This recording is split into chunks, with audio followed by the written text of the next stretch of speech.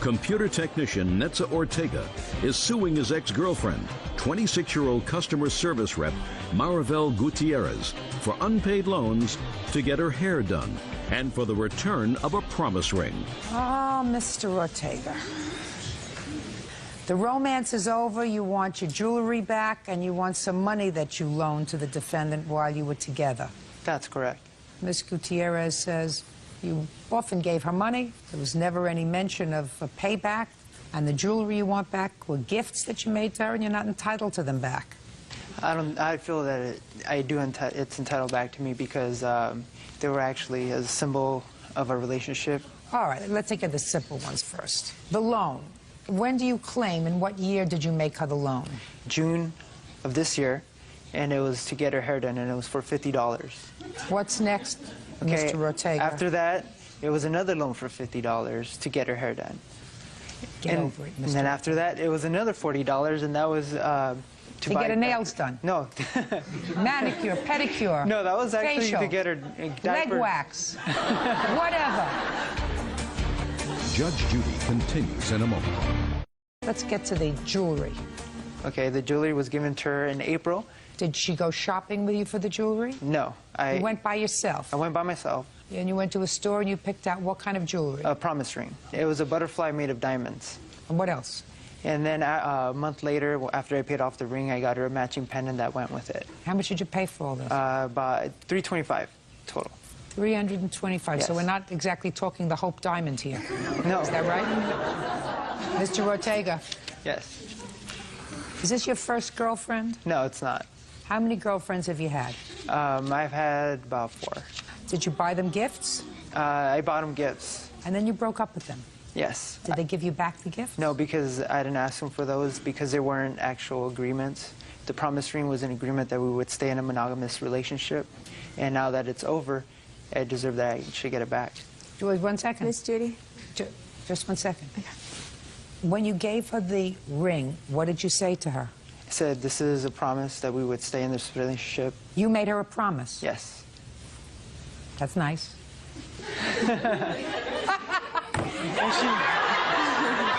And she agreed to take it. Mr. Ortega. Yes. Grow up, sir. Okay. You're dying to say something. Yes, I am. Go ahead. We made a promise that he would stop drinking, doing drugs, and I accepted the gift if he would stop doing drugs and drinking. He did not. Accidentally, I don't know what happened to the gift. It No, I know got that's lost. not true. Listen to me. You were better off without opening your mouth. Okay. You were better off just standing there and looking gorgeous. Mr. Ortega. Yes. Get over it. Put a period. Move on. Okay. If you want a ring that comes back to you, you buy a diamond. It was Now, diamond. listen to me. No, not a were butterfly. diamonds. Not a butterfly, Mr. Ortega. You buy a single diamond and you have it set in a very nice setting, and then you say, I want you to marry me. I Will you did. listen to me? I'm speaking. At one point, no, I I'm did. speaking. Okay. Will you marry me? This is an engagement ring. We weren't not engaged. a promise ring. I don't care if you were engaged or not. Listen, I've gotten engaged without a ring, too. Once or twice. Okay. A ring, the solitaire, Mr. Ortega, not a butterfly. Actually, a solitaire. it was a princess cut. Bye, Mr. Ortega. Deli manager Martha Garnica is suing her ex-husband, produce manager Alan DeLaza, for the money he promised to pay for their daughter's 2000 Ford Mustang. Alan says their daughter disrespected him, so the deal's off. Ms. Garnica, this is your former husband. You Yes, have it 2 is. children together. We do. You called your former husband and told him that you wanted to buy your daughter, I assume this young lady's, pretty young lady, a car for her birthday, and asked him if he would contribute to the car. So far, is that correct, sir? Close enough. Close enough. And your former husband agreed to give you $2,000 towards the purchase of that car, $1,000 from one fund and $1,000 from a different fund. Close enough? Yes, Your Honor. Yeah. He gave you the $1,000. Yes. The $1,000. Yes. In reliance on his promise to give you the $2,000, you went out and purchased your daughter a car. Yes, I did. How much was the car? $5,000. And you purchased her this $5,000 car because your former husband had agreed, made a contract, so far, right, to give you $2,000. And then, against his wishes, this young lady went ahead and got your permission to have a belly piercing, right? Kind of. Right. She had discussed it at one time with her father, who said, I don't want you to do that, right? Right. And you went and did it anyway. Yeah. I mean, the whole thing is stupid to begin with. Why anybody would want to pierce their belly button, I haven't a clue. Gets stuck on your sweaters. I don't know why anybody would want to do that. But that's just an older person's perception of why young people pierce their bodies and say, look at me, look at me, look at me, I'm different. You know, people should look at you because you do things that are creative, intelligent, smart. You've made something of yourself. You know, sticking things in your body doesn't cut it for me. Your father says you got your belly pierced, you don't get the other $1,000. Right. Unfortunately, you're wrong. You're not wrong to feel as if your daughter did something that was not right, but your contract was not with your daughter. Yes, it was. No, no, no. Your contract was not with your daughter, sir. Your contract was with your former wife. You may have been contributing to buy your daughter a gift, which is what you say. I was buying my daughter a gift. She went against my wishes. I'm not going to give her the gift. You made a contract with your wife because once she went out to purchase that car, relying on your promise to give her $2,000, you had a binding agreement. Now, I'm teaching you contracts. I'm giving you a basic course in contracts. If you had said to her when she called you, I will give you the $2,000 towards Amanda's car, but there's a condition. And the condition is she not have a body piercing until she's old enough to consent to it herself. If you had said that to her, and if she had had the body piercing, you would be absolutely right. You would be able to say, she breached the agreement, therefore I don't have to pay. But you did not have that as a condition of your contract with your former wife. Do you understand?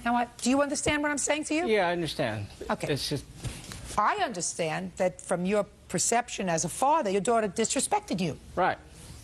And you don't reward somebody for being disrespectful and for doing the wrong thing. I agree with you. Did the wrong thing. But that doesn't vitiate the contract that you had or do away with the contract that you had with your former wife. Do you understand? So while I'm sympathetic to you, you owe her $1,000. Pay her. That's all. Thank you. Parties are excused. You may step out.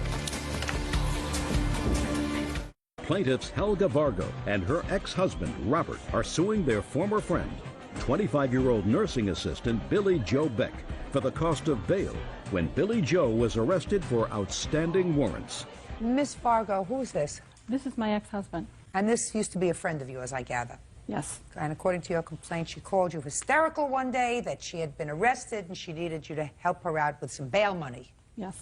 You did, and she didn't pay you back. Right. And Miss Beck says, well, she paid you back some, and the rest was a gift. That's your defense. Right. What were you arrested for, Miss Beck?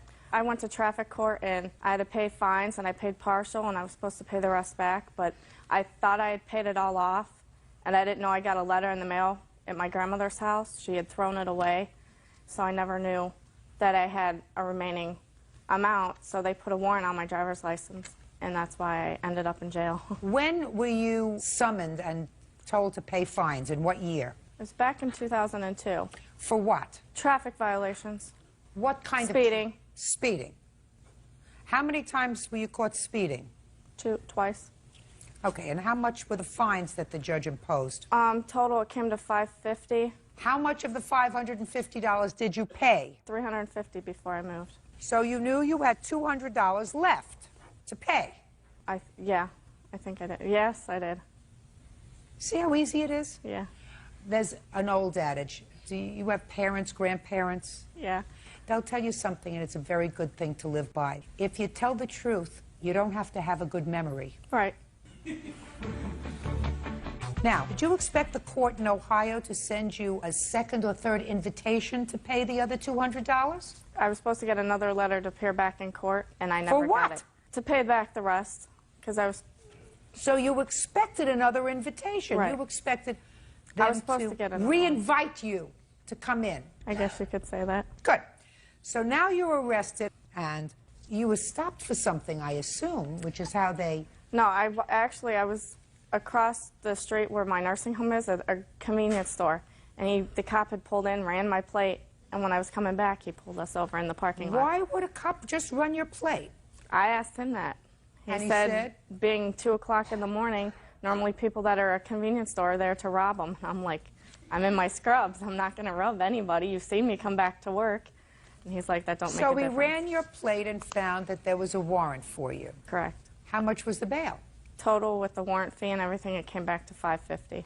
So you called Miss Vargo. Right, because they wouldn't let me leave to go get the money to pay them. Sounds right to me. So I know. that suggests to me that if they allowed you to leave, you had the money.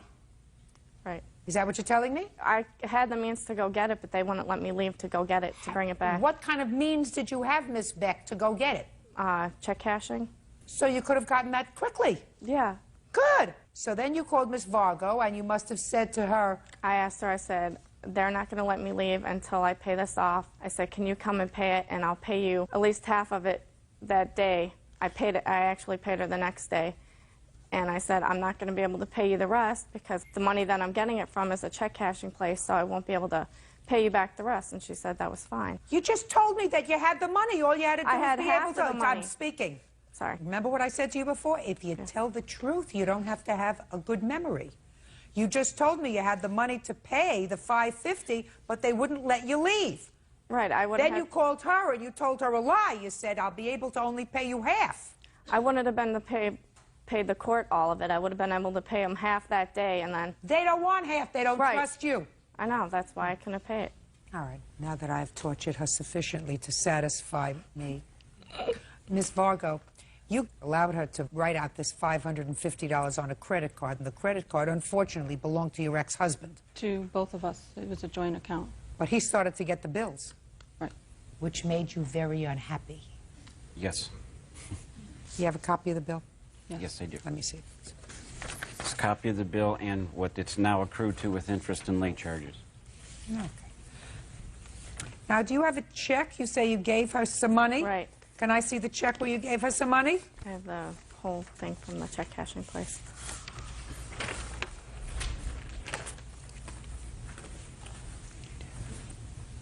She give you a check for $300? No. I gave her cash because they cashed the check right there in the check cashing office.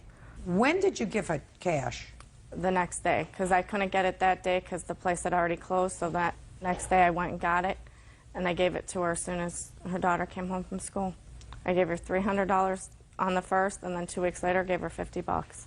You have a copy of that money? No, because that was an extra $50 from my paycheck. Mm-hmm. I didn't think I'd have to get a receipt from her, but I guess I should have. All right.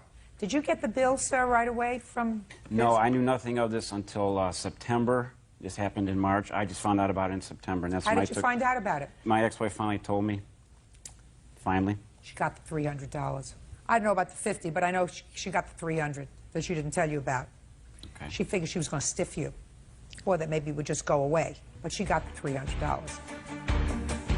Still have a balance of $352 that's left, which, Miss Beck, you say was a gift. Is that right?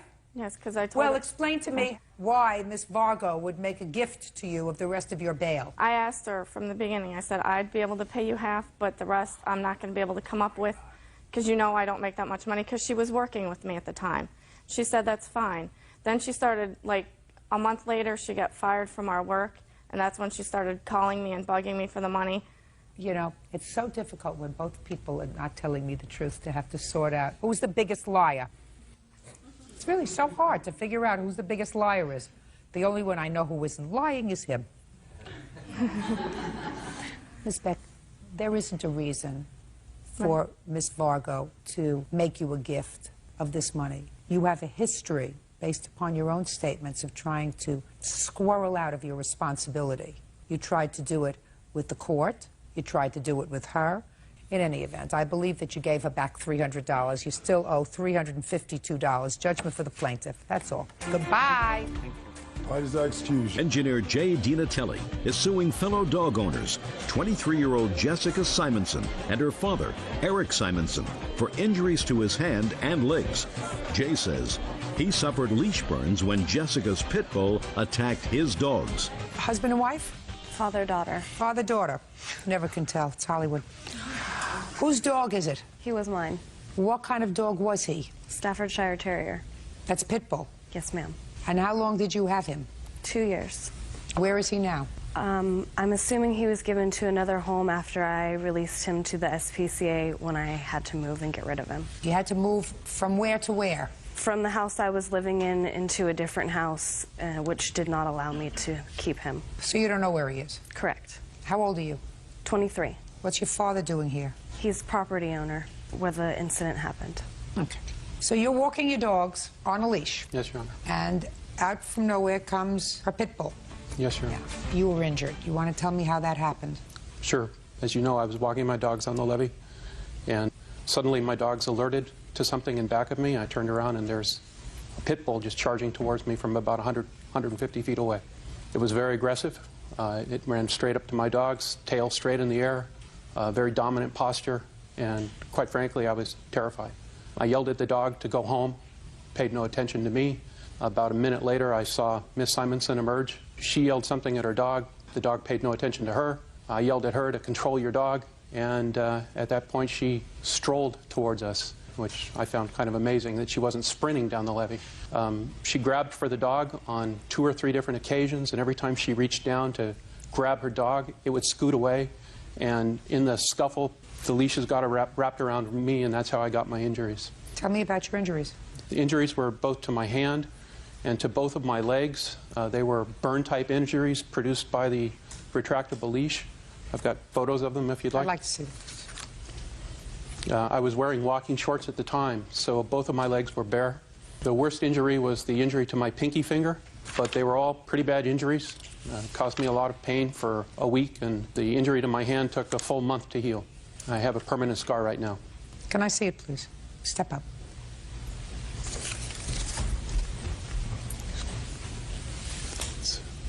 I see it there, right here. Yes. Okay, thank you. Frightening, scary, but you don't do hand commercials, right? I'm a professor, so I lecture for a living, but Right. no, I don't do hand commercials. Okay. You're right. One of the other things I was interested in is that you indicate that when you made an investigation, you discovered that this was not the first complaint of this dog being out unattended. That's correct, Your Honor. Do you have any proof of that, Yes, sir? I do. When did this incident happen? January 3rd of 2003, and those complaint reports show that there were 4 formal complaints filed against this dog and this owner within the previous 18 months. Did you know that there had been prior violations filed, that the dog was out? No, ma'am, I was not aware Well, you of that. did. I was not aware of 4 of them, no. How many were you aware of? 2? 2's enough. This dog hurt somebody else in the same kind of circumstances. White pit bull jumped the fence this morning. The complainant fell back and injured back trying to keep the dogs apart. I was in LA at the time. Who cares where you were? All right, I'll hear you. My version of what happened was I let my dog out to go to the bathroom. What do you mean you let your dog out to go to the bathroom? I opened the sliding glass door to let him out into the backyard. How many violations had you had at that time? 2, according to you? That I'm aware of, yes. I don't care what your version is. You just answered your own question. You just resolved this lawsuit. This lawsuit says that you were negligent, careless, and as a result of that, he was injured. Don't you get it? You knew you had a dog that twice caused other people to call and register complaints, and instead of putting your pants on and putting the dog on a leash, you opened the door and let him out. I was out there with him. Who cares? Do you get it, Mr. Simonson? Yes, ma'am, I do. Good, I'm glad you both get it. However, I disagree that the dog is potentially vicious. This dog is I don't care what you believe. The dog caused injury to him. Don't be a fool. The dog was not within the control of his owner.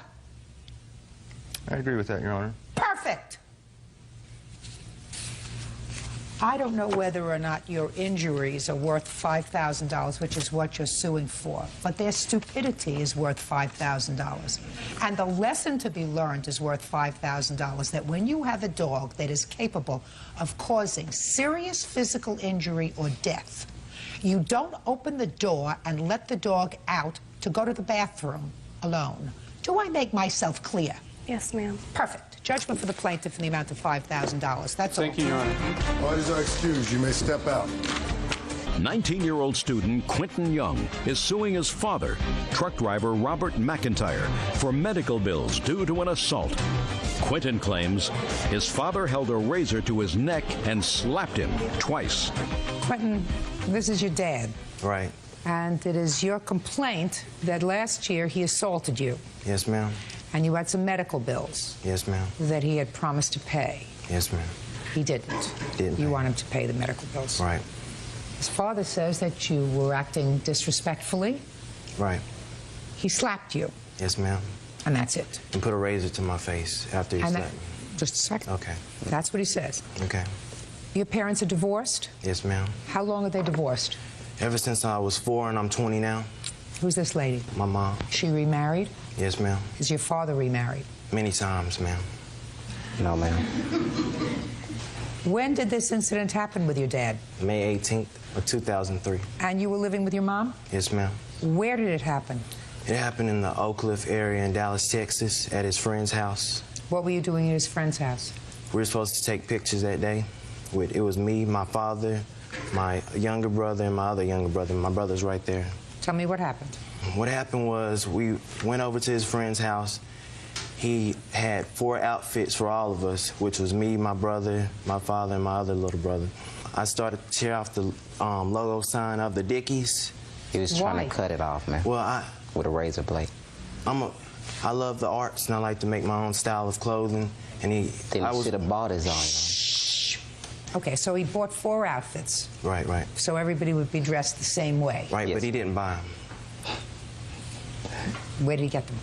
Well, my brother later told me that he stole them off his truck. What kind of truck? 18-wheeler truck, but he stole and he works, you know, so that's what he did. So you're taking the Dickie label off the pants? Yes, ma'am. And then what happened? He told me to step outside and ask for the razor. Then he slapped me in the face twice and put the razor to my face, and that's when I jerked away from him and started running. Well, did the razor cut you? It didn't either cut you or it didn't. It didn't cut me. Okay, put your hand down. So he slapped you twice? Yes, ma'am. Well, you weren't injured from his slapping you, were you? Oh, yes, ma'am. Well, tell me about your injury. Well, I went to the hospital and they said... Why? Because I was hurt, you know. Let me see the hospital report, please. Okay.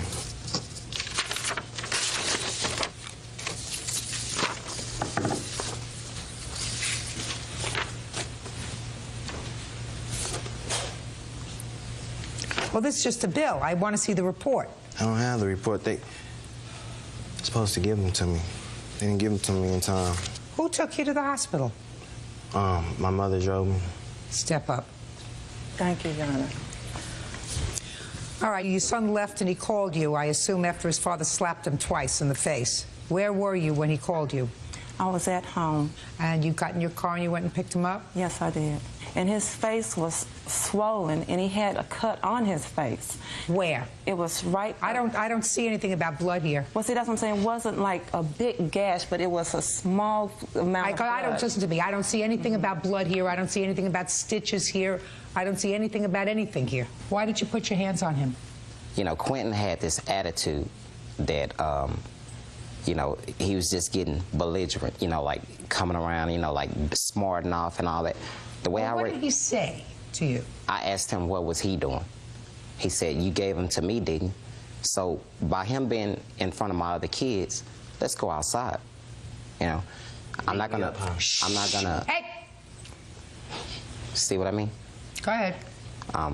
When he goes outside, he like backs up and balls his hands up, and I'm like, Quentin, you know, I grabbed him around the neck. Then he acted like, you know, raised one of his hands up And that's when I slapped him, because he's in front of my other kids, and I'm not having it. Where I was raised at, ma'am, respect. You're absolutely right. You should respect your parents, and your parents shouldn't put their hands on you, especially if you're a grown-up. You don't put your hands on them. I understand. It's not a smart thing I to do. understand. You also don't overreact and take him to the hospital because he got slapped in the face. What? All right, does it say in the report, of his report, that I balled up my fist to... I don't care whether you did. I just told him he had no right to hit you. Okay. I just told him he had no right to hit you. Shouldn't hit his child, especially a grown-up child. That's right. And if you did, you felt as if he disrespected you, and he didn't treat you in a fatherly way, and he didn't respect your art, and he didn't respect your individuality, and he didn't respect all that other thing. That's a lot of bull. He got 4 outfits to take a picture. You didn't like the outfit, suck it up, take the picture, and go home to your mama. I was feeling the same way. You understand? I was feeling the same way, but he slapped me for it. Then what'd you go outside and start cutting up the outfit for? No, I was cutting it up on the inside. In front of me, Your Honor. Okay, in front of you. Why didn't you wait until you got home? That's what I asked. We were taking pictures that day, Your Honor. So. Why didn't you wait until you got home? But why would I... Your Honor, he's just wanted to show his dad. He's been away for many years. Don't speak. He's been away for many years, and my son, I have remarried, and my son just was reaching out. He yearned to be with his dad. I okayed many trips for him to go with him on the U-Haul truck. But when he got with him, he betrayed him by fighting him. He knows that he's in theater. He knows that his aspirations is to get into entertainment business, but he disrespected his own son. I'm okay. He disrespected his own son. Listen to me. His son disrespected him.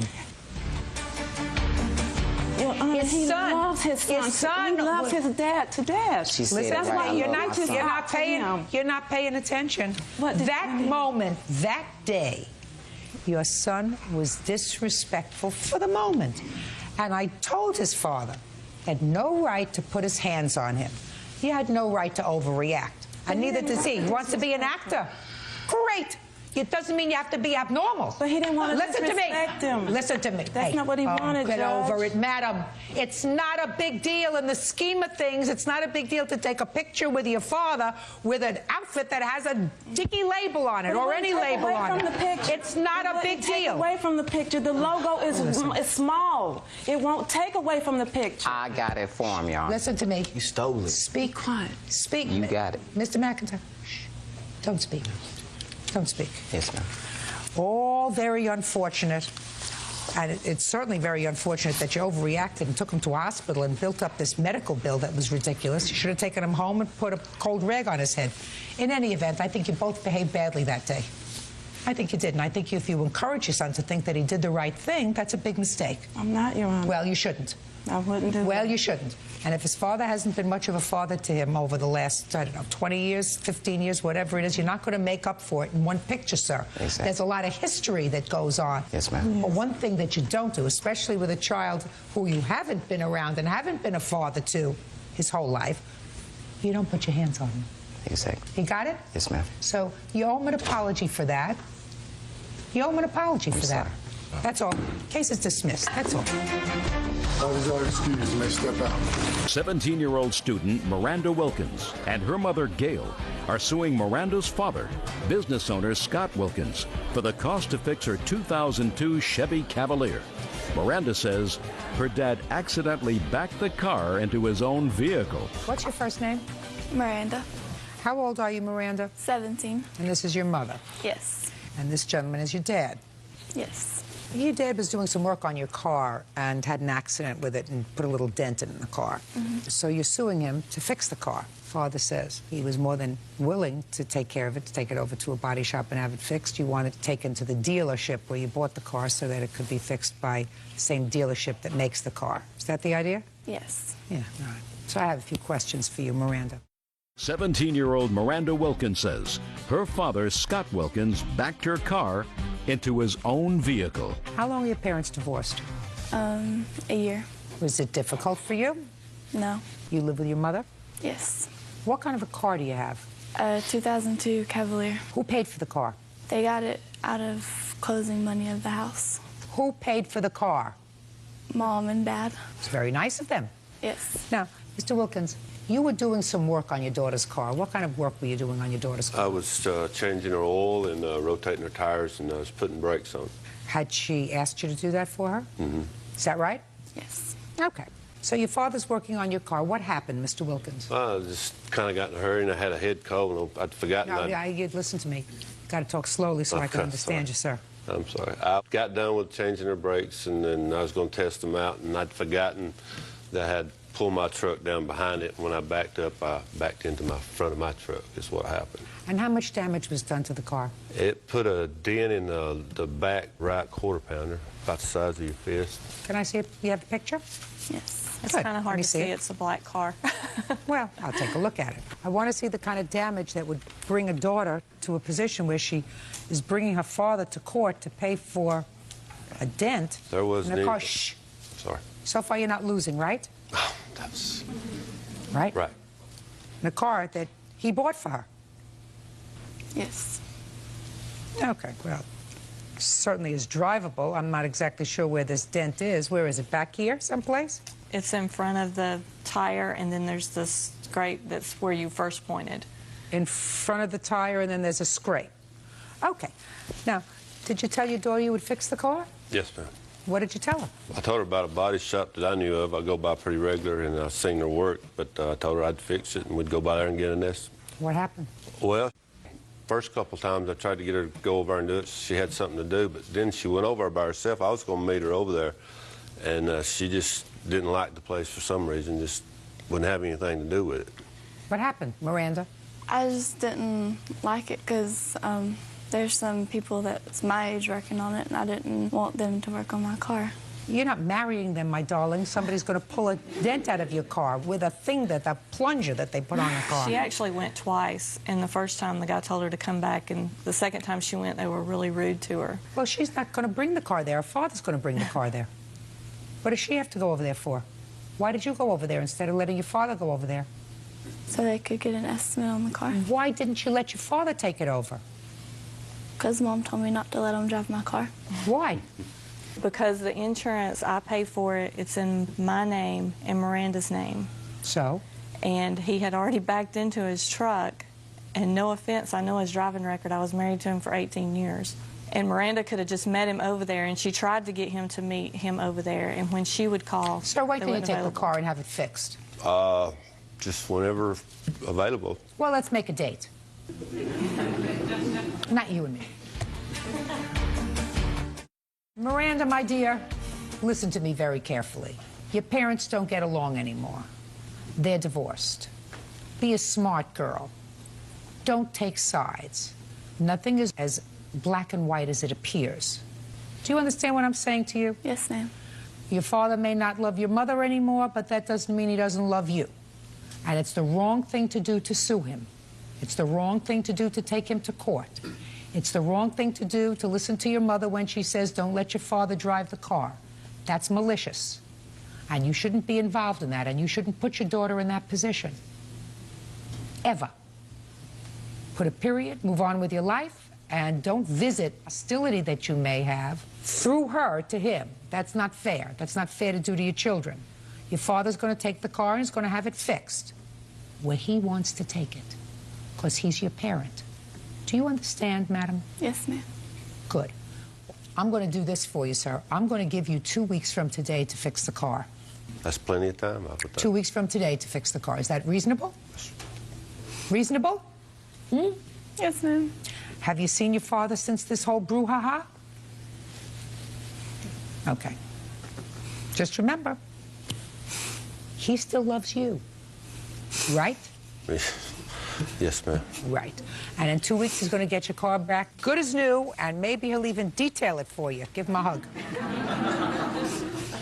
Give him a hug. Okay, that's it.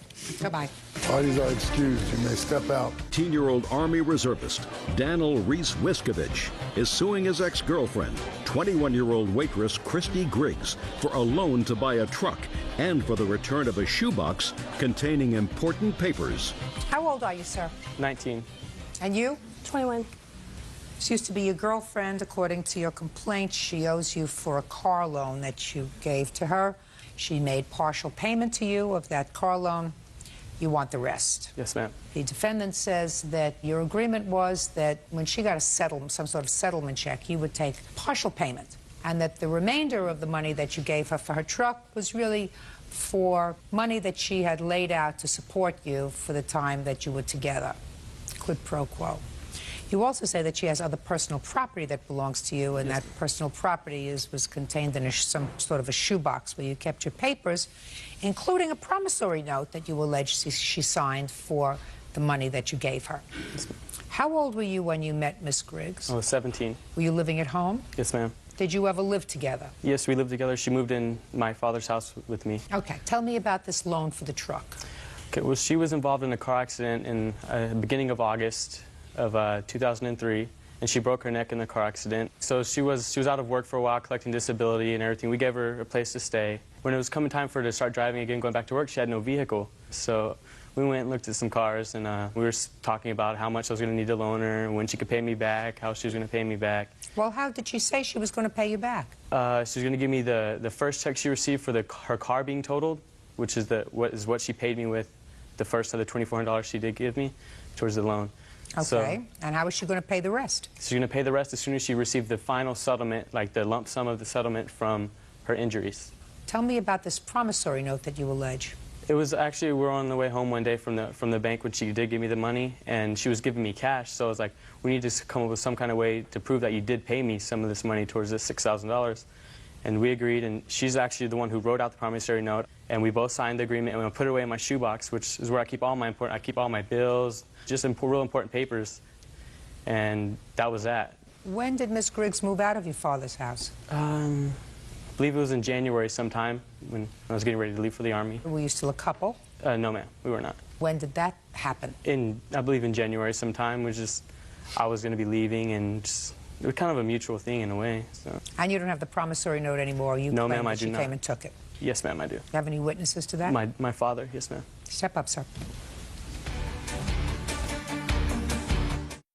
Tell me what you know about Miss Griggs and the property that she took from your home. Well, until this situation happened, I always thought very nice of Christy. You know, she broke her neck, we took her in, we had a hospital bed, and I took care of all the bills. I had no money. All she had to do was come up with her own gas money for her vehicle.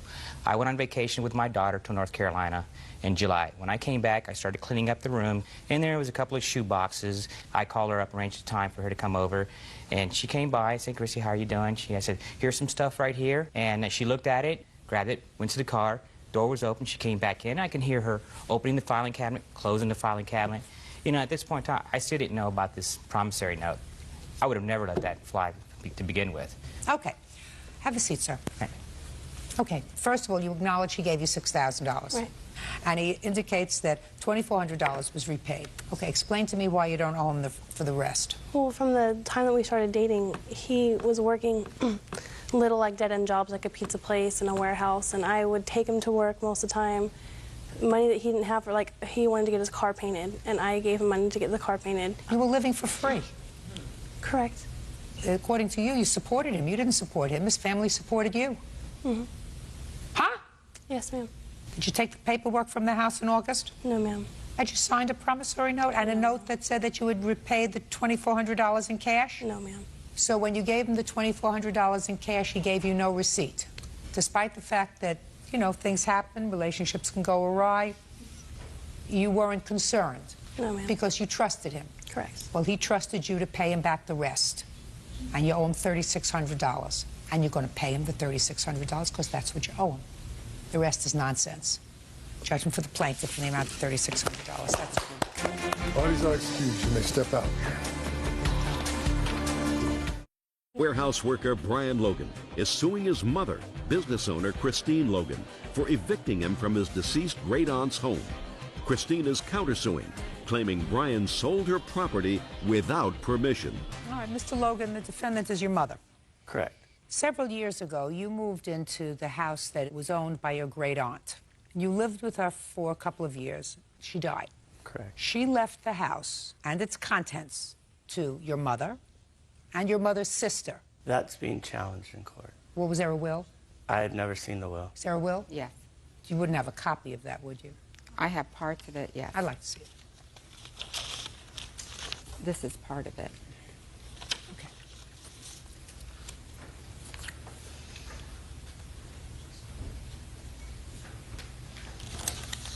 Is your son's name mentioned anywhere in this will? Nowhere. You're Christine? Yeah, I'm Christine. And your sister's name is Margot? That's correct. Well, they got everything, sir.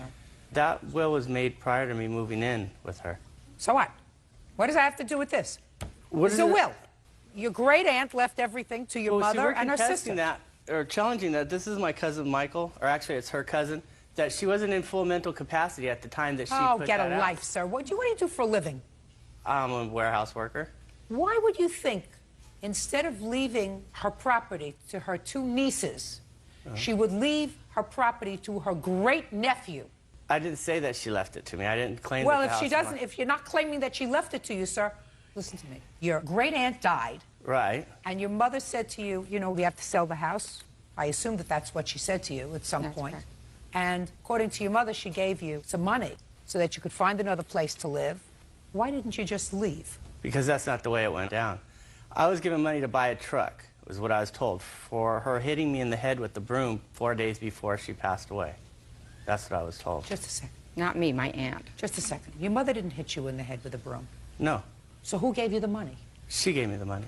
Your mother gave you the money because your great aunt hit you on the head with a broom before she died? 4 days before she died, yeah. You better get a life. You better get a real life. Anyway, life. this is what you have no life. This is what the lawsuit is about. Put your hand down. Did you actually take care of him when he was growing up? Yes, I did. Not you really. Sometimes, do you sometimes? She was did he only have the flu? 16. Quiet. Did he ever have the flu, pneumonia? She never did anything for me. No, she just let you die. So what I'm seeing now is a figment of my imagination. You mean you grew up by yourself? I had my grandmother and aunts that took care of me. She was very young when she had me. Who gave you money after your great aunt hit you in the head with a broom? She did. What for? To help me get a truck to help me move out. And you took the money. Right. And you're still in the house. I'm still in the house. I have up Just until I have... shut up. Okay. Listen to me. You just answer my questions. Okay. How old are you? 38. 38. It's time that you grew up and took care of yourself, not lived with your great aunt. And I agree got with an you. apartment, paid rent. I agree with you. Paid rent. So why don't you do that? She's making it more difficult by No, turning off sir. utilities on You're me. making it more difficult. No. If you're involved in a lawsuit contesting a will, Right. and this is going to become the focus of your life for the next couple of years, you are not taking your life seriously enough, sir, by making yourself an independent, responsible human being. What you're saying is, somebody else is responsible for taking care of me, giving me things. My mother didn't give me the proper notice. She may have given me a couple of $1,000s to move. You took the money, and I don't know what you did with it, but you Bought the certainly truck. didn't move. Real cases, real people. Judge Judy. Brian Logan says his mother illegally evicted him from his deceased great-aunt's home. Christine Logan says her son is a freeloader. Mr. Logan, you say she came into the house at some point. She took a fax machine that belonged to you. She acknowledges in her answer she took a fax machine. She said she was trying to get your attention. You can't do that. You have the fax machine? Yes, I do have it. He gets it back. Now, there was some other property that he had that was there that you say you took out of the house and you put in storage. What property? All the stuff he had in my aunt's garage. When he went to jail for making terrorist threats to me, and I have a tape of those threats, he went to jail for 9 days. During the time he was in jail, my husband and son-in-law, we rented a truck, got all his stuff out of the garage, and we put his things into his storage. So your stuff is in the storage? She packed my storage like it was a dumpster because she didn't want to have to rent a dumpster to put all the stuff in the house in a dumpster. She packed it. I should have took pictures Is of it there? No, not all my things are not there. No, no. Is the storage No, the space storage still is there? not still there. Well, what did you do with all the stuff that was in storage? I brought it back to the house. Oh, fine. So then you have to give him back his fax machine. That's the only thing I'm dealing with. What Now I'm about gonna my deal with your- wallet and What? my keys? Why don't you find an apartment? Why don't you grow up and find an apartment? and find a place that you want to say anything to me? I don't have anything to say. Perfect. Grow up. Did you sell any of your great aunt's furniture?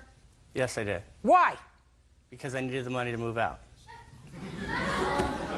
Are you getting my drift? Do you hear these people? Now, ordinarily, I would say to them, that's disrespectful. But do you get the communal groan at your conduct? No, I don't. Well, the 'Cause until you property walk was in my not shoes, left. you The don't know. property was not left to you. Before she died, she said I could sell the furniture. I was the one who found her dead. All the way up until she died, I was the one who took care of her. I was the one who fed her. I was the one who made breakfast, lunch, and dinner. She leaned on my shoulder. She knew How that much this... did you pay her to cover your expenses every month, Mr. Logan? It's not an answer, Mr. Logan. Yeah, I paid her $100 a month, which she lost. Show me. Show me. I don't Show have me. anything to Right. show that I didn't. 100 a month, sir, doesn't take care of 2 goldfish. Now, you said right before she died, she told me I could sell the furniture. Is that what you just said Yeah. to me? 5 minutes ago, you told me that she could not have made this will because when she made it, which was well before she gave you the furniture, she was not of sound mind. Right. So you're telling me she got better before she died? No. Well, then if she wasn't better before she died, sir, then how could she make a bequest to you of the furniture that you sold? If you Just knew think her, of- just if you think knew her, about- she wasn't all there. She wasn't all there. Think about what you just said to me, sir. I know what I said You say to you you. sold the furniture because your aunt told you you could, right? Right. And she was of sound mind when she No. told you. So then you had no right to sell it. Now you're What starting are you to raising your eyebrows for? now you're starting to sound like her. You're making me confused. Mr. Logan, on your claim, your mother is going to return to you the fax machine, period. Now, I have to make a judgment on her counterclaim. What did he sell in the house? 3 chairs, a dining room table, a marble coffee table, a mahogany end table. How much did you get for the property, sir? $800. We're going to double that to $1,600 because I don't believe a word he says. The stress and aggravation, you don't get money necessarily for stress and aggravation. Unfortunately, you gave him life. You have to suffer with that. Some kids turn out right, and some kids don't turn out right. If he had a grandmother and aunts who raised him, they all probably, according to him, did a lousy job because he still hasn't been able to take care of himself. He's a big boy and he can't take care of himself. If I were ruler of the world, he would be out on his behind in a second living in his truck. Unfortunately, he's going to torture you. And I hope that the court that's allowing him to torture you will eventually charge him with court costs and levy against his salary for court costs. And I hope that he's going to have to pay a lawyer. And if he doesn't pay the lawyer is going to levy against whatever income he has, because maybe that will be the lesson he needs to learn to grow up, earn your own money, take care of yourself. Don't expect somebody else to take care of you and butter your bread. We understand each other. Judgment on the counterclaim in the amount of $1,600. That's all. Parties are excused when they step out. 21-year-old student Lisa Neal is suing her ex-roommate, 21-year-old student Silda Nalario, for breaking a lease. Silda says she moved out because Lisa watched her have a drug-induced seizure and did nothing. Miss Neal, you and the defendant were friends, Yes, and at ma'am. some point leased an apartment together. Miss Nalario moved out of the apartment, and your lawsuit seeks her share of the rent for the duration of the lease. Miss Nalario is going to explain to me why she believes that your conduct gave her license to move out and why she should not be responsible for the lease. When did you move in together? We moved in August of 2003. And how long was the lease? It was a 12-month lease. And when did she move out? She left December 03. And did she pay December's rent? Yes, she did. From December 2003 until August of 2004, who lived in the apartment? Well, I lived alone until the last month of my lease. I actually found someone to move in with me for July. Who was It that? was up until June. It was this girl, Jessica, that she just answered an ad. So it was 6 months that you didn't have a roommate. Right. Did you make efforts to locate a roommate? Yes, I did. I posted flyers and I ran an ad in our school paper, which I have receipts for. I was running it for months on end, but it was a strange time. You know, in the semester, it was in the middle of the semester. Everyone who has a place to live, you know, already has a place to live. Okay, and what was the entire rent?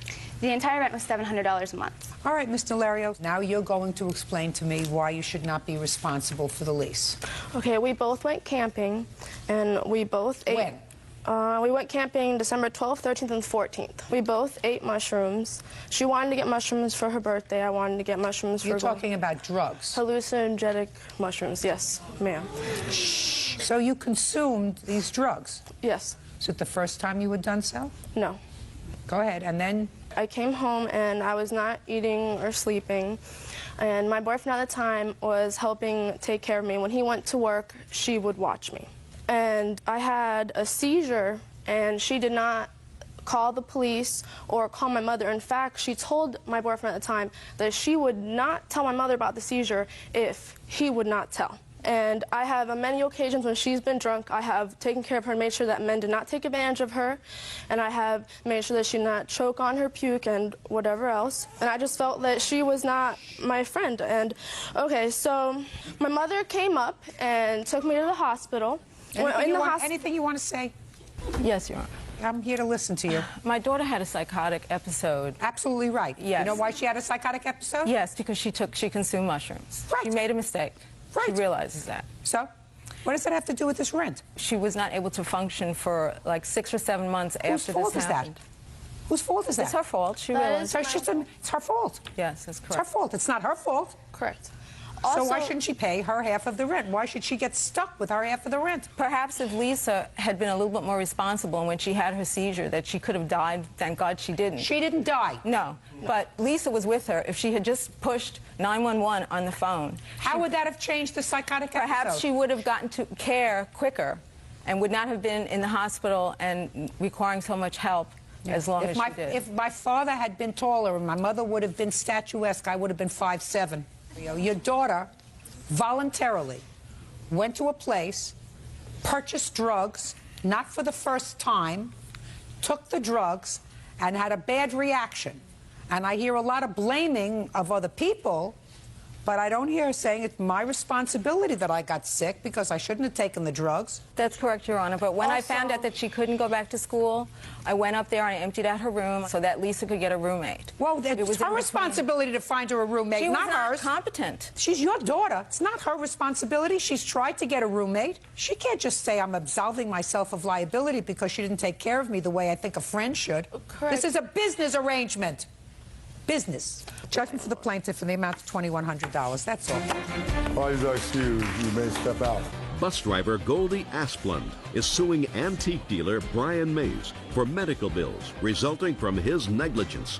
Goldie claims she developed a staph infection after she pricked her finger with a pin. Miss Asplund, it is your claim that the defendant sold you something, and as a result of him selling you something, which you will describe to me, you stuck your finger and got an infection. You want him to pay you $5,000 for your medical bills and all your pain and suffering, etc. Yes. Mr. Mays thinks that you're just a scam artist. That's right. Pretty much. Pretty much. Reading between the lines. So what did you buy from Mr. Mays? Where did you buy it? When did you buy it? And what happened to you? February 28th, 2004. Excuse me. I went to the Danish American Center with my mom in South Minneapolis. There was an antique sale going on. We entered the hall where the sale was. There were all kinds of tables set up with all kinds of odds and ends. There was a big round table of loose jewelry. Some was bagged, and I found a bag of jewelry beads. Of jewelry beads? How did you know that they were beads? It said broken pieces on it. The bag said broken pieces? Broken pieces on tape, yes. Was this in a clear bag? Was it in a clear bag? It was in a clear bag. What were you going to do with broken pieces of jewelry? Arts and crafts. I have 3 kids, and we do little hobbies. So you could see what was inside? For the most part. Okay, so go ahead. I get home. I sat down at my coffee table with my children, and I stuck my hand in the bag, and I was poked by a needle. I got up, and I went upstairs, and I washed my hand. My thumb was bleeding a little bit. And I went downstairs, and I grabbed this big crystal ashtray that I have. I took the bag, and I emptied it out. And there were 5 loose needles in there, in this bag of beads where there should not have been needles. As the day progressed, I'd thrown them out, too. I didn't want my kids messing with them, so I threw it out. As the day progressed, that night I had a blood blister where I was poked by the jewelry, or by the needle. And the next day, I woke up with flu-like symptoms, sweating. I felt like nauseous, like I was going to throw up. And I had red lines going up to my armpit. I wasn't going to go to the hospital because I don't have medical. My mom came over. She said, you have to go to the hospital. My thumb was totally swollen up in the red lines. She said, it looks like you have a blood infection. I went to the hospital. They took me straight back into the emergency room, started an IV, and when they got the IV going after a couple hours, they brought me up to the hospital, gave me a hospital bed. Okay, so you stayed in the hospital for a day and a half according to your complaint. Is that right? Real cases, real people. Judge Judy. Goldie Asplin says antique dealer Brian Mays owes for her medical bills resulting from his negligence. Brian says Goldie is trying to scam money. Now, tell me what happened. Good afternoon, Your Honor. I have been in the antique business for 35 years. I have a very reputable name in the antique business. On February 27th, 28th, 29th of 2004, I conducted a sale at the Danish Center, and I had several tables in the center of the room. There were several bags, maybe a half a dozen bags, with possibly maybe 6, 8 earrings. I got it. And other things. But everything else was single items in bags.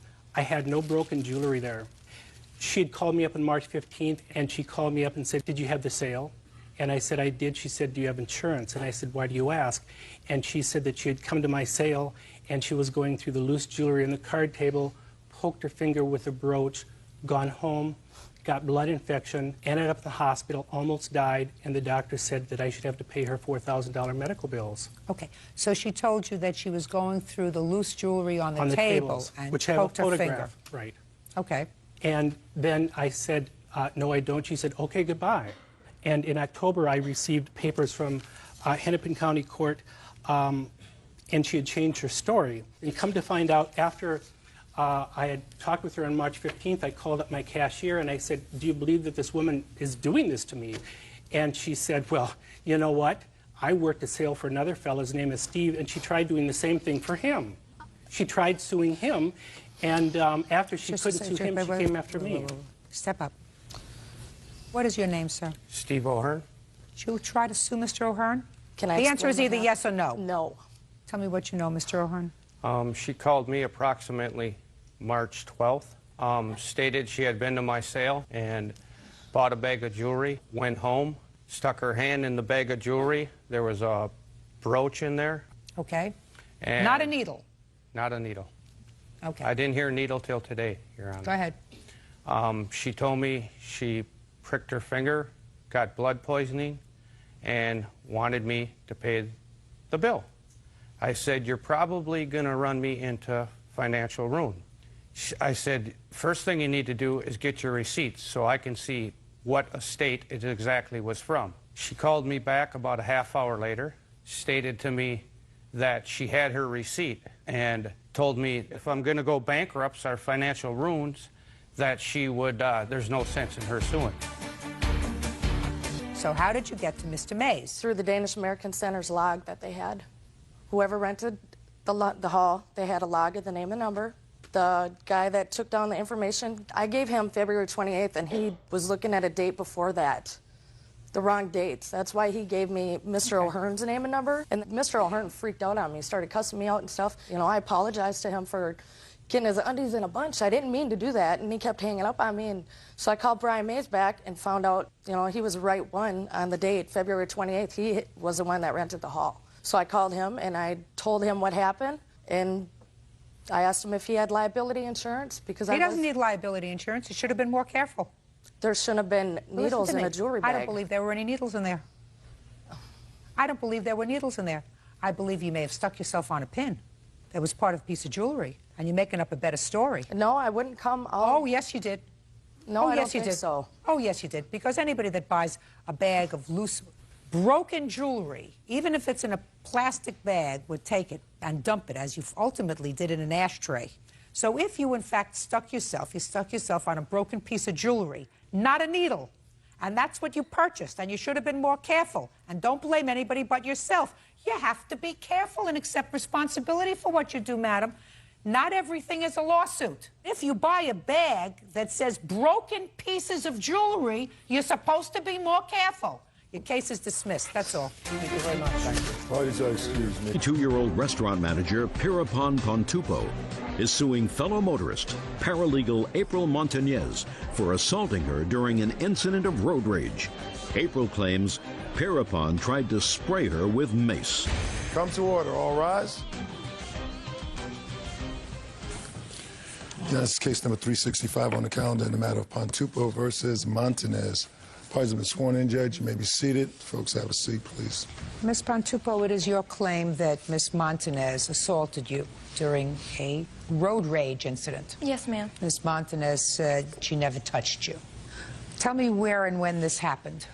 On September 4th, 2004, me and my boyfriend, Michael Cheney, picked up my 16-year-old brother, and we were on our way to lunch. Stop playing with your papers. Yes, ma'am. All right, now tell me what happened with the defendant. I was in the middle lane trying to make a left turn into the shopping center where the restaurant is located on. And then I noticed a truck behind me, a dark blue Ford F-150. Miss Montañez was the driver of the truck, kept honking constantly at me, but I wasn't going to go because I wasn't going to get into a wreck. And then when I finally made the turn, she came really fast right after me, and I thought she was going to hit me. The front of her bumper was like right by my driver's side door, and my window was down at the time, and we exchanged a few profanities. Who said what first? I said, "What the?" And she started screaming all kinds of bad words at me. And then she reached into my car, grabbed me by my hair, and I felt a couple of punches, and I felt as if she was trying to pull me out of my car by my hair. My boyfriend saw that, and he said, "What is your F problem?" And then he got out of the car, ran around my car. Then Miss Montañez saw him coming toward her, so she ran back to her truck. And then my boyfriend then made the 911 call with the tech number, which I have the 911 transcript. May I see it, please?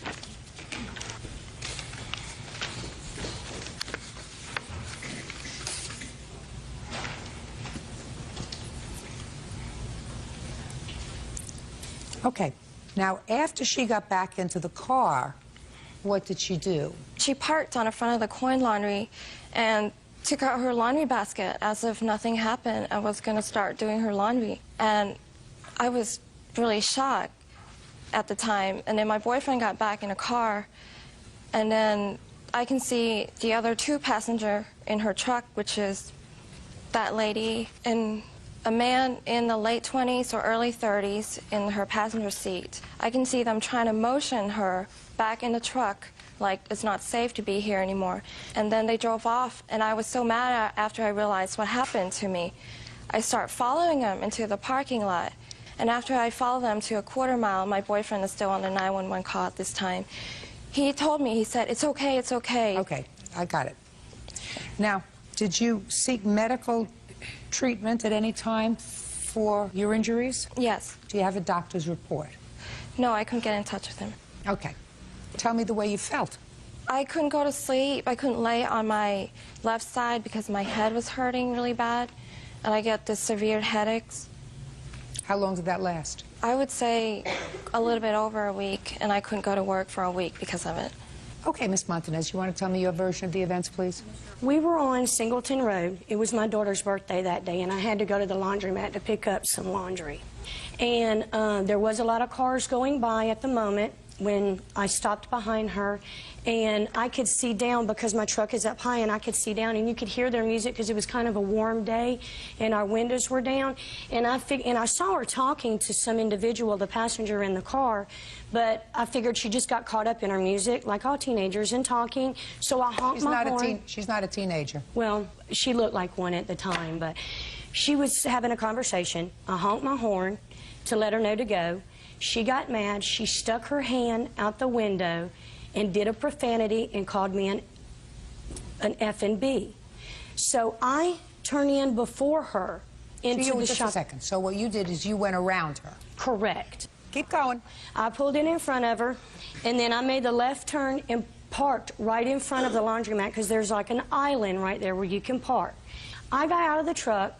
We started arguing, cursing at each other and everything, and my sister got out of the truck, and I was just like, ugh, I don't have time to deal with this, because I thought they were teenagers. So I turned around and was going to go in the laundromat, didn't even make it in the laundromat, and I heard my sister screaming, April, April, come on. And I turned around. When I turned around, I saw her boyfriend with rings in his nose, and just the way he looked, it scared me like a skinhead, and I'm like, oh my God, let's get in the car. So I jump in the truck. When I'm getting in the truck, she has her mace gun. We have a 14-day-old baby in the truck. It was myself, the baby, and then my sister. She's going through the window and she's doing all like this, but for some oddball reason, the mace had stuck. And my sister's rushing to roll the window up in case she did unstick it. And I said, oh my God, Stephanie, let's go. This is crazy. I can't believe this. I put my truck in reverse and I backed out and I went back the same way I come in. She come behind me and was following me, and I was going at a fast-paced speed to get away from her because it scared me. When did you call the police? I didn't call the police. Right. You're telling me that someone tried to mace you in your car with a little tiny baby in the car, following you, a lunatic, and you never called the police? Well, Your Honor, the reason why I didn't call the police is because I saw her boyfriend. When I was coming back to my truck, he was talking to the 911 officer. Now, why would you, write her tag number down. Why would you think they would call 911, and at the time they called the police, this is what they reported. They didn't know the person, got mad when they were making a turn into PL. She started screaming, went around, got out, and hit the female in the face and pulled her hair while screaming at the female. He didn't say they're having a screaming match, didn't say anybody took out mace. Said, my girlfriend got punched in the face and got her hair pulled, and we don't know who this person is. And the reason why I didn't call at the time, Your Honor, I did not have my cell phone. I was just nervous, and I was ready to get out of there. Very good. Now, what? I have a police report from this incident, and she told a totally different story. Can I see the police report, please? To the police. It's a totally different story. You want to speak?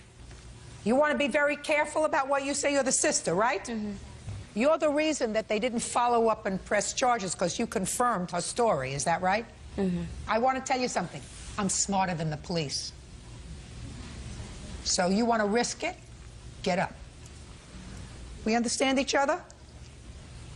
That requires an answer, yes or no? Yes. Do you understand me? Yes, ma'am. Do you choose to stand up and testify, or would you like to remain in your seat? I like to testify. Judge Judy continues in a moment. She beeped the horn. They had me. How many times did she beep the horn? It was like 2 or 3 times for her to go. 2 or 3 times. Your sister told me she beeped the horn only once. And later today, I accepted the gift if he would stop doing drugs and drinking. He did not. You were better off without opening your mouth. You were better off just standing there and looking gorgeous. Real cases, real people. Judge Judy.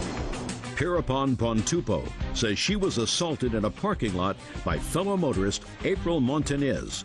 Pierapon says April tried to pull her out of her car by her hair. Your name? Stephanie. You have a last name? Imes. You want to tell me the story? It's pretty much what my sister said. It's pretty much what your sister said? We were going to Kroger's. She was in front of my sister. It was busy coming traffic. She beeped the horn. They had music. How many times did she beep the horn? It was like 2 or 3 times for her to go. 2 or 3 times? Your sister told me she beeped the horn only once. It was like 2 or 3 times for her to go, like a rapid beep for her to go. So it was 2 or 3 times, but it was like 1 time because it was so fast. Yeah, it's like a rapid beep. Right. Okay. So they had the music going. She beeped the horn. She leaned out of the car. She flicked her off and said some stuff, some cuss words. My sister went ahead because no cars were coming. She went in front of the lady. The car came in behind us. We turned to go towards the laundromat. My sister parked next to the little island. The laundromat is right across from the car. My sister got out of the car. They were arguing back and forth, cussing at each other. Then my sister, I kind of stood out to hear what was going on. My sister walked into the laundromat. I got back in the truck. Did she carry anything into the laundromat? I think she had some... Just a second. Look at me. Did she carry anything into the laundromat? Yes. What did she take out of the car? It was some outfits, I guess. Yes. Were the outfits in a basket? No. No. No basket? No. Just things in her hand? Mm-hmm. Now, what were you going to the laundromat for? To pick up some clothes, and I think she had to dry clean the clothes that she had for the party.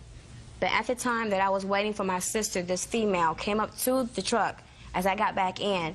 She had some mace in her hand, and she was trying to Was that before or after your sister hit her? She didn't hit her. Yes, she did. Sit down. Your Honor, yes, she did. Oh, yes, she did. She hit her, and she pulled her hair. And she was really annoyed. You want to know why I know she was really annoyed? Because she had a 2-week-old baby in the car, and instead of sitting there waiting for traffic to move, she sped up around and went around a car that was waiting to make a left turn and pulled out in front of her. That's something that someone does who has no judgment, and they only do it when they're annoyed. No, ma'am. I didn't ask you anything. I listened to you. You know, there's an old expression. If it doesn't make sense, it's usually not true. If it walks like a duck and quacks like a duck, it's a duck. Because we've all drivers have been in the same situation that you were in. Sometimes you're behind somebody, and for some reason, they don't make a turn when they're supposed to. The arrow is green, they're waiting, they're talking, they're involved in the phone, they're listening, they're daydreaming, and you're looking and you're saying, that's the only shade of green there's going to be, right? Why isn't this person going? If you have a short fuse, you'll honk the horn a few times, and if that's not successful, you'll peel out, which is what you did. You peeled out with a baby in the car, went around her in order to make a left turn because you thought that there was a clear enough avenue of traffic so that you could make the turn. I believe everything that she says. You had a bad hair day. No, ma'am, I didn't. Oh, yeah, you did. Yeah, you did. Your sister got you hearing? back into the... Listen to me. And your sister got you back into the car because you both saw the boyfriend on the phone with the police. That's what you just told me. A moment ago, you said, I didn't have to call the police because I knew they were calling the police. And if you knew they were calling the police, then you stay there and wait for the police. You don't take off. What you just told me was, I didn't call the police because of this mace, thinking fast, because he was calling the police. And if somebody is calling the police, and if you are a victim of a crime, you remain there with the doors locked, windows up, you don't get out to go and take your clothes into the dry cleaners. Because none of this took place, Your Honor. We just argued. We had our words. Madam, I don't She tried to get me... Madam, I don't believe you. And I don't believe can I bring your sister. something else to evidence? Absolutely. Show it to me. Okay, I have a disposition of a hearing when she tried to file simple battery and simple assault charges, and we went to Gwinnett County courts, and they were dismissed for insufficient evidence as well. Because in the police report, it says that the police officer, there was no physical evidence on the victim other than a few strands of hair that was allegedly pulled out by the suspect. Listen to me, madam. She's not saying you broke her skin. But there would have been swelling or something for the officer. This never took place, Your Honor. I'm telling you, it took place, madam. It didn't. Listen, because you got over on a cop, and because you got over perhaps on a district attorney, you and your sister, who wouldn't know the truth if it came up and slapped her in the face, doesn't mean that I have to believe you. Your story doesn't make sense. Judgment for the plaintiff in the amount of $2,500. That's all. Parties are excused. You may step out. I insulted her race. She insulted mine. She told me she was going to get me. Defendants, it's worse than a piece of dog. If you would have saw her boyfriend, like 6 foot tall, earrings, a dragon tattoo on his neck. He's 6'2", but he also weighed as much as she does, which is they both weighed 185 pounds. I was just in a rush to get out of there because in Atlanta, people have been shot by road rage. It's just that she's a lying... And now the next case. Retail worker Lamore Guberman is suing her ex-boyfriend, imaging consultant James Sutton, for his share of a cruise and for smashing her cell phone in a fit of anger. This is case number 399 on the calendar in the matter of Guberman versus Sutton. Parties have been sworn in, Judge. You may be seated, ma'am. Have a seat. Miss Guberman, you and Mr. Sutton dated briefly, according to what I read in your complaint, and you no longer see each other socially but you claim that he owes you for two things. First, he owes you for a cruise that the two of you went on. You claim that he was supposed to pay you back for his ticket, and he did not. And second, you say that you got into an argument with him and he smashed your cell phone. Correct. And who is this? This is my friend, Monique. Is this the friend who was supposed to go on the cruise? No. Does she know about the cruise? Yeah. Miss Guberman, when was the cruise, and you were supposed to go with a girlfriend, is that right? Correct. When were you supposed to leave? The end of November, I think it was, last year. The questions are going to get harder. That's what this case is about. So let's try to get it together and focus. November of 2003. November what? About November 17th, approximately. I forget the exact date. And how long had you been planning this trip with a girlfriend? Approximately a few months, maybe 3 months. Who bought the tickets? I charged it on my credit card. Why didn't she charge her own ticket? Oh no, well, we both paid a deposit, but then when she wasn't going... Just a sec. You were supposed to go with a girlfriend, she backed out. You started to date him, and he went on the cruise instead of the girlfriend who got pregnant. That's the story, right? Because I still want to Okay, just a second. We're going to do this in faster pace because I have other things to do today, Miss Guberman. November 17th, 2003, you were supposed to go on a cruise with the girlfriend. She had put a deposit down on her own credit card? Correct. How much of a deposit did she put down? $250. And how much was the whole cruise? $1,092 each. Now, how much had she paid towards the trip? The $250. Only? Only. She was going to lose that.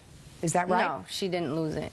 The cruise line, they credited her credit card back. And then they charged me the whole, the whole remaining balance for the cruise. When did you make that arrangement with them? When did she make that arrangement, sir? She's having difficulty. Do you remember? Well, actually, ma'am, first thing, good morning, ma'am. The cruise was November 30th, to tell you the truth. It wasn't November 17th. The cruise was November 30th. I met her in September. I spoke with her on the party line, which is a line that you chat with and you meet people. I don't care if you met her on a party line or J dating. Okay. Mr. Sutton, when did she invite you to go on the trip? Well, a week after, like a week and a half after we met. In September? Yes. What did she tell you? She told me her friend was supposed to go on a cruise with her, and she bailed out. So she asked me, she was looking for a companion to go with her. And once we met, we engaged in some sexual relationships. And, I'm not interested in that. Okay, I understand. And she said to me, she said, would you like to go on a cruise? At first, I was kind of reluctant to go in because we had just met. And then I was like, all right, fine. Then she says, well, I'm just going to charge it on my credit card. And we went on a cruise. Did you discuss paying her back for it? Not at all, ma'am, Your Honor. Well, what happened after you went on this cruise on November 30th, sir? We were still talking in a friendship manner. Then we pretty much, kind of went our own separate ways at that time because we both made an agreement to be friends before we even went on a cruise. Tell me about the agreement. Actually, when we met on the party line, the same day What? You said you had an agreement that you were going to be friends when you came back from the cruise. I don't know what This is before the cruise. That you were going to be friends? Yes. She said we made an agreement that we just rather be friends at a relationship and not wouldn't work out. And that was before you went on the cruise? That was before we went on the cruise. How much before? 2 months before. Well, then why in the world would she pay for you? I don't know. I mean, that I don't understand. I mean, I can understand if she wanted you as her companion on the cruise and you had an intimate relationship and you were going to enjoy all of the activities together. Then I could understand her saying, listen, I want to have a date on this cruise. That's my insurance. But I don't understand it if the two of you really had parted ways in respect to being a boyfriend and a girlfriend and you were just going on as buddies. Well, it wasn't pretty much still as buddies. It was pretty much both of us were still in the air. There was still some fire there. It was still in the air. Some fire? Yes. Did you ever buy Miss Guberman anything? Well, I gave her a bracelet once. Did you? Was it a nice bracelet? Yes, it is, ma'am. You still have it, Miss Guberman? You're trying to think. No, I have it. It's broken. He said he found it. You found it? I did. I said, so did you ever buy her anything? Yes, I did. I bought her several things. Tell me. Some stuff for her birthday from Victoria's Secrets, like T-shirts, lotion. What else? When we went on the cruise, I bought her a couple dresses. Okay, that's nice. Did he do that? Yes, but the lotion he bought me, he took back and wrote on my car with it. So, you know, I don't have the lotion and the perfume he bought for my birthday. He took it back. Lamore Guberman says she met ex-boyfriend James Sutton on a party chat line. Lamore claims James owes for his share of a cruise and for smashing a cell phone. When you came back from the cruise, when did you ask him for money? Just whenever he had, I said, can I, you know, you pay me back when you have it. So he was making payments. Did he give you any money? Yes, $550 altogether. Is that right, sir? Not at all. Show me. He paid cash, but I just have, like I marked it on the calendar. So before going on the cruise, I think he gave me $100. And then on here, this is like where it's highlighted. I have how much he gave, all the payments that he gave me. So I would keep track of it.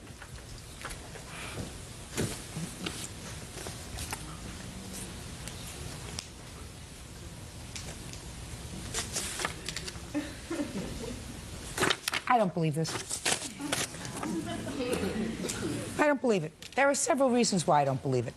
First of all, I don't know anybody who uses the same pen on a day calendar. In order for you to use the same pen on a day calendar just for certain entries, you have to be a really organized person.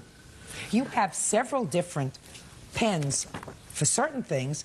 You have dark blue pen, you have a light blue pen, but for the money that you allege that he gave you, different weeks, different months, etc., you used the same pen. So you had a Mr. Sutton return of money pen?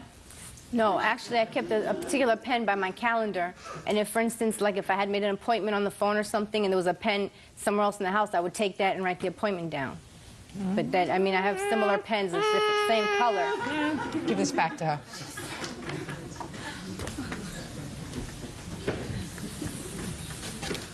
Those calendars come under the category of baloney, Miss Guberman. Now you want to get to the cell phone? Well, we had gotten to an argument on the way back from the mall. When? In October, October of what year? This year. 2004? Correct. So you were still seeing each other, had contact with each other a year later? Correct. Okay. And actually, when we officially broke up, that's when he stopped paying for the cruise, but... What happened, Miss Guberman, in October with we were your on the way phone? back from the mall, and we were going to go to my house, and then we got into an argument at the mall. On the way back, you know, he said, take me home. So I was proceeding to take him home, and then he asked me, oh, well, we're going to your house. I said, no, you want to go home? I'm taking you home. So when he realized I was taking him home, I had to stop at a stop sign, and as soon as I stopped at the stop sign, he grabbed my shifter, threw it in park, got out the car, grabbed the phone, smashed it on the ground, and then walked off and left me with a broken shifter, and I was just standing there until someone came and helped put my shifter back together because I couldn't move. Let's hear it. All I can say is just a bunch of Taurus species. Should what? Taurus species. What is that? A Taurus is a bull and species is... Oh. Mr. Sutton. Mr. Sutton. Yes. Just tell me what happened, sir. Try not to editorialize or be witty. Pretty much. Or, it doesn't to be, or be witty or be smart. I reserve that all to myself. Okay. Okay. I'm sorry, man, Your Honor. Just tell me what happened in the car. Well, nothing happened because I wasn't with her. Oh, my God. Were you still involved in any kind of a relationship, including friends, in October of 2004? No, I wouldn't even talk to her. She was coming down to my job, stalking me, sitting in my parking lot at my job. She would call me, like, pretty much all day on my cell phone, beat my cell phone up, leave all types of messages. You have any proof of that? Well, I can't really save that on there, ma'am. Somebody else calls me. Do you know anything about this case? Yes, I do. Step up. Who are you? I'm Monique Taylor. I'm Lamore's friend of 14 years. Go ahead. The night of her cell phone that was broken, he was with her. Because, you know, she doesn't hold anything back from me, and usually when things happen, she calls me because we're close friends. And he was with her that night that the cell phone was broken. What was she doing with him? Your Honor, No, I'm asking you, what was she doing? If she tells you wherever she doesn't... Listen to me. If she doesn't hold anything back from you... Right. What was she doing with him? I guess just hanging out with him. You know, they went to the mall together, from my understanding, and, you know, he wanted to go home with her, and he was told no, and Why did you go to the mall very with him? angry. Who's angry? James. He's a very angry individual because there's times other things has happened and she has called me about it and, you know, talked to me. And I always be telling her to leave him alone, but...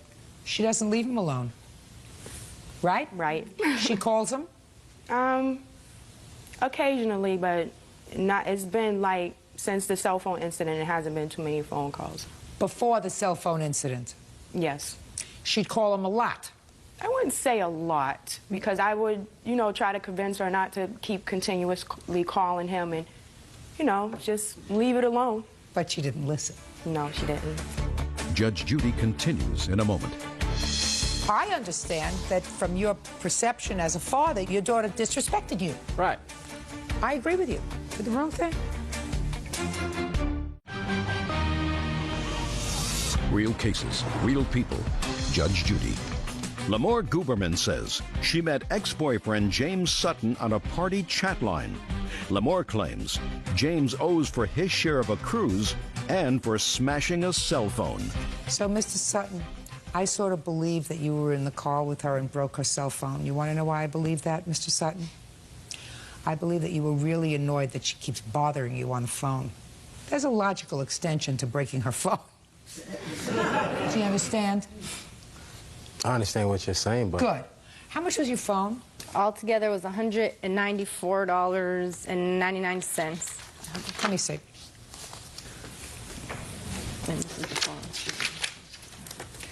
phone. But, Mr. Sutton, I do not believe, sir, that you agreed to pay her for this cruise. I think that she met you, she wanted a date on the cruise, she invited you to go along, and there was absolutely no mention of you paying her back.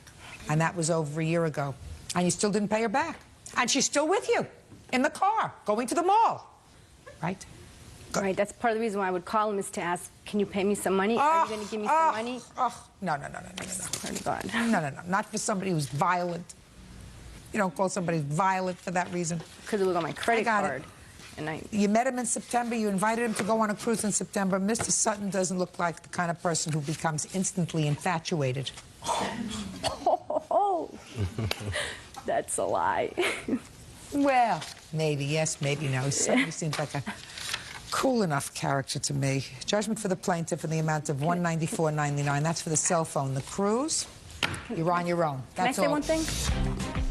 That is our excuse. You may step out. Oh, my God. I didn't finish. I guess if I get back together with him, he'll pay me the rest of it, then we can break up, you know, something like that. She's a very sarcastic person. You know, she doesn't know how to take anything serious. The sparks were kind of fizzling at the end, but he was trying to make the sparks come back. She just got hypnotized by me. That's all that was. He was a bad seed once I just knew the things he was doing. What was done, I mean, just move on, that's all. And now the next case. Chiropractor Dr. Richard Perry is suing nursing assistant Felissa Carlton for the cost to fix his Jeep Cherokee and for pain and suffering due to a car accident. Felissa says the accident was Richard's fault. This is case number 333 on the calendar, the matter of Perry versus Carlton. Parties have been sworn in, Judge. You may be seated, sir. Mr. Perry, Miss Carlton, according to you, caused an accident. That's correct, Your Caused Honor. an accident causing damage to your car and injury to you. That's correct, Your Honor. Miss Carlton says that there was a merge, you wouldn't let her in, and once she got in, you accelerated. So the accident was your fault. You really weren't injured at all. You just behaved very badly. So you want to tell me first when this happened? This occurred on July 26th of 2004, Your Honor. That's your diagram. I'd like you to show me your car. My car would be back here, Your Honor. The red. The defendant would be the blue car here.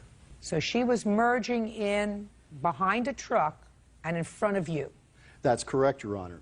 Tell me what happened. Well, we were proceeding westbound on Main Street, and this lane where you see the defendant is actually not a lane.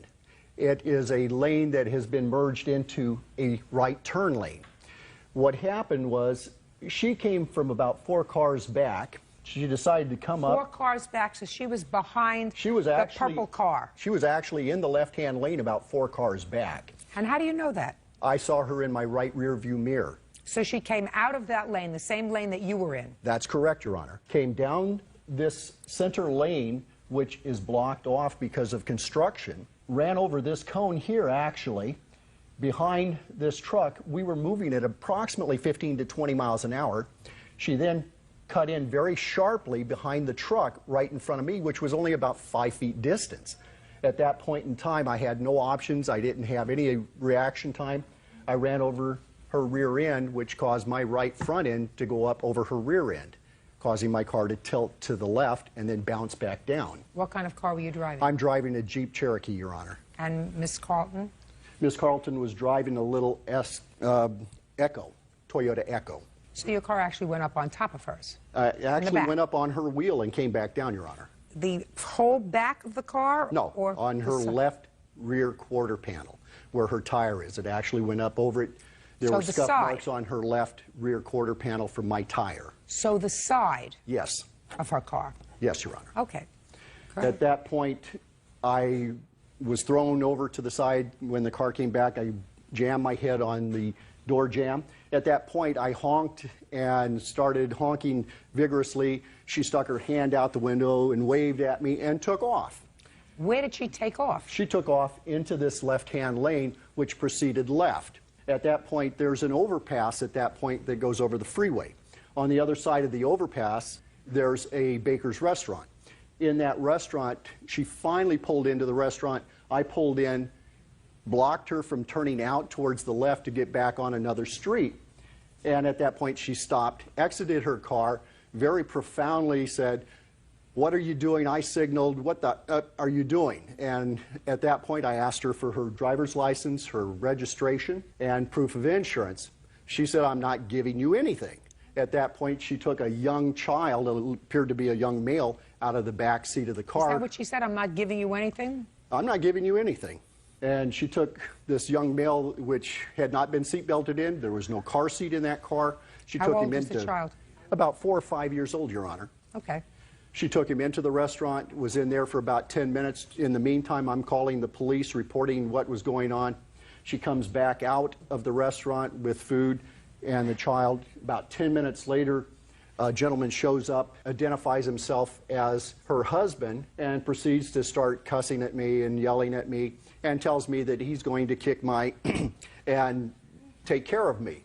And at that point in time, I walked away from them, again calling the police, telling them that this had escalated into an adversary situation and I needed help. We waited for about another 10 to 15 minutes. He talked with the defendant got in her car, and they drove away. And you got there? The only thing I was able to get was the license plate off of her car. So that's how you tracked it down? I attempted to track it through the DMV, who, through multiple things, they decide you can't do that. They would notify her to notify me, which she had already decided not to give me that information. Now, according to your complaint, sir, you were injured. I'd like you to tell me how you were injured. I was having a lot of neck pain. I was having severe headaches. I went to see Dr. Recognized that this was a whiplash injury. Listen to me. What kind of work do you do, sir? I'm a chiropractor, Your Honor. Okay. And who's Dr.? Dr. is a chiropractor. A colleague of yours? Yes. Okay. How many days were you out of work, sir, after the 26th? I was not out of work, Your Honor. Good. How much damage did you have done to your car? About $100 worth of damage. Do you have I have the estimates of the damages to my car, Your Honor. Okay. Exhibit 3. Okay. May I see it, please? Exhibit 3. Exhibit 3. So this whole thing was $62.31. That was the damage to your car? The end caps on my bumper and the stabilizer, Your Honor, yes. Is there anything else other than Exhibit 3? No, Your Honor. Okay. You work 5 days a week, sir? I work 6 days a week, Your Honor. Okay. And you didn't miss any work? I didn't miss any work, but I did Good. work in pain. I'm sure your doctor friend was able to help you. Yes. Yes, very definitely. Good. Judge Judy continues in a moment. Did you ask the owner of the restaurant if you could use the phone to call the police? No. And if somebody is attacking you, you do that, right? Right. And I did. And you didn't. You got hamburger and fries. No, I didn't. And later today, How much was the bail? $550. I said, can you come and pay it, and I'll pay you at least half of it that day. You just told me that you had the money. All you had to do I was had be half able to. of the money. I'm speaking. Sorry. Remember what I said to you before? If you tell the truth, you don't have to have a good memory. real cases, real people. Judge Judy. Dr. Richard Perry claims he was injured due to a car accident caused by Felissa Carlton. Felissa says Richard is a hothead. All right, Miss Carlton, I want you to tell me what happened, madam. I proceeded to merge onto the left lane, and I looked over my shoulder. There was plenty of room, so I decided to keep going. And as I was proceeding, I heard an acceleration, and then I felt a slight bump. It didn't seem bad, so that's why I was like, because I was trying to say, it's okay, don't worry about it. But he honked, and he was raging, and so I didn't pull over right away until I got into Baker's, because there was no way I could pull over. We were going over the pass. So when I pulled over, I'm sorry, but he's the one who asked, what the F do you think you're doing?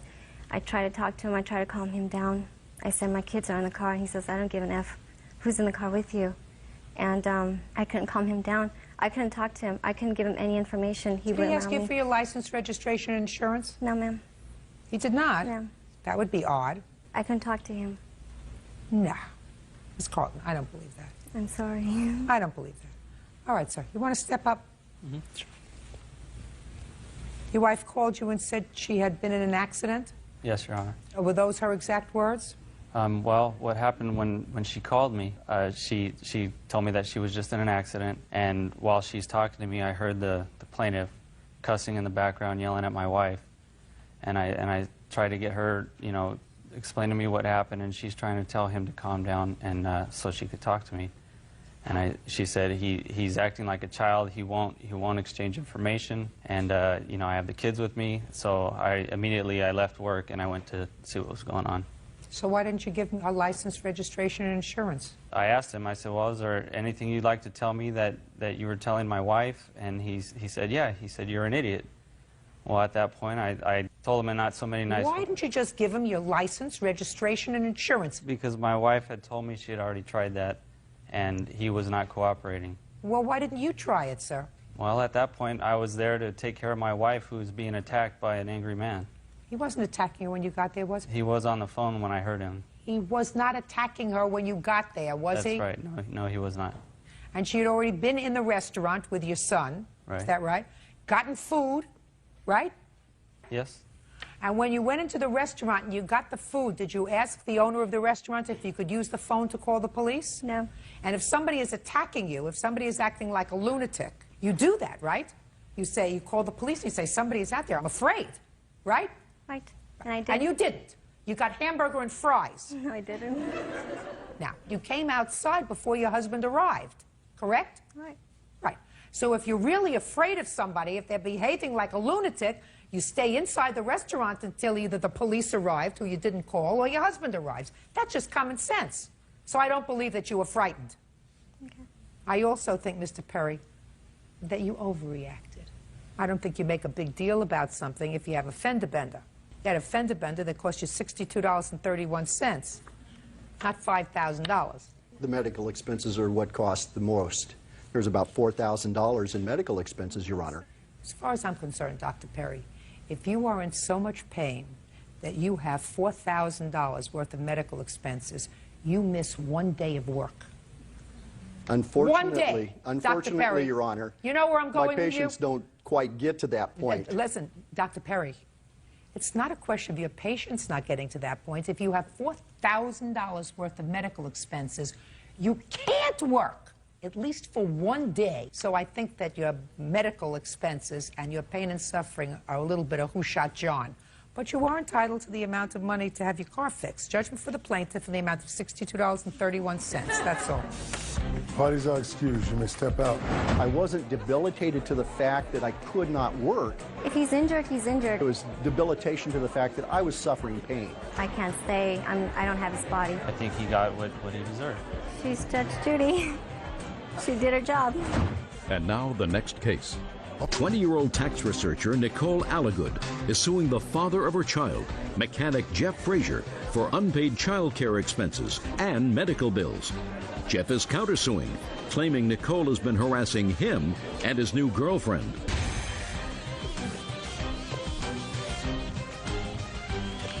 Now, this is case number 355 on the calendar in the matter of Alligood versus Frazier. Parties have been sworn in. You may be seated. Ma'am, have a seat, please. Miss Alligood, Mr. Frazier, according to what I read in your complaint, was your former boyfriend? Yes. And you have a child together? Right. You also lived together for a period of time? Correct. And it is your claim that after you decided to separate, you had an agreement with him that he would share all of the child care expenses with you? Right. And he did so for a while and then stopped? Correct. Now, he has never been adjudicated the father of this child in any court, so you do have an appointment, according to your complaint, in the family court to have an order of support entered. Correct. But he has not paid you in some time, and you want him to pay what he promised to pay, which is half the child's expenses. Correct. Mr. Frazier says that he tried to do the right thing, that you did have an agreement with him. Yes, ma'am. And the agreement was that he would split right down the middle child's expenses. He did do that for a while, but then he says that you stopped letting him see his daughter, and that also was part of the agreement, that he was going to see the child a certain number of days. You stopped letting him visit the days he was supposed to. He stopped paying. When you start letting him visit, he'll start paying. Yes, ma'am. And he's counterclaiming because he says that you're angry that he's got a new girlfriend and you've been harassing him. That's correct. Going to find out. When did you live together, Miss Alligood? I moved in about July of '02. And how long did you stay together? We were off and on for till May of '04. When was the baby born? March of '03. Now let's get to this agreement that you had with regard to support. Okay.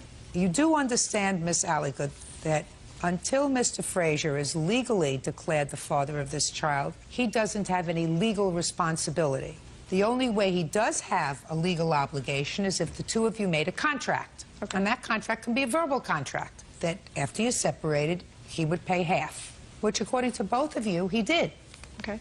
The issue is whether you breached the contract by not letting him see his daughter, because that was also, according to both of you, one of the terms of the oral contract.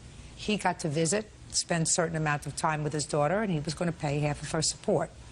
He says you stopped letting him see her. Why did you do that?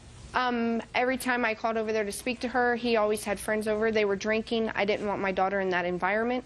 I know when we were together, he was drinking every night, and when I left, he was always drinking. So, Miss Alligood, when you made this arrangement with him to visit, according to you, when he lived with you, he drank every night. Right, but when she went over there, I never seen him really drink toward the beginning, and then all of a sudden he started hanging out with his friends again, and he was always drinking, and I didn't like my daughter around that environment. So now what you're saying is, when he was living with you, he was drinking. Right. But then when he left you, he stopped drinking. No, he wasn't and then drinking he started as much. again. He wasn't drinking as much. Something doesn't sound right, my dear. When did the new girlfriend come into the picture? About 2.5 months ago, Your Honor. And when did the visiting stop? About 2 months ago, Your Honor. That's not true. Yes, it it was is. only 4 weeks ago. I have proof. It was only about 4 weeks ago. 4 weeks ago was what? When I found out that he was trying to get full custody of her.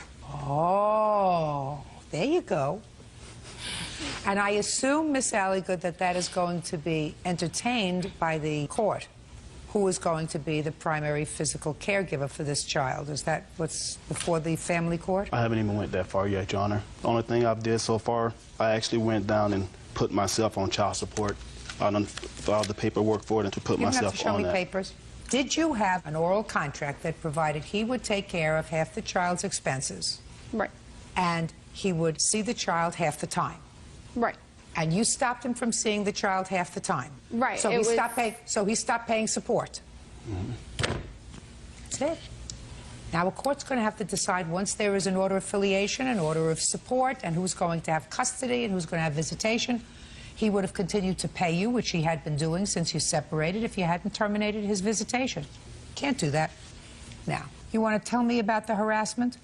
Okay, on 6/19/04, I was having a get-together with some friends at my house, and Miss Alligood decided to come to my house, and I told her to leave. She refused to leave. I went back inside. She was outside blowing the horn constantly, just blowing it, blowing it, blowing it. I go out front to tell her to leave. Where was the baby?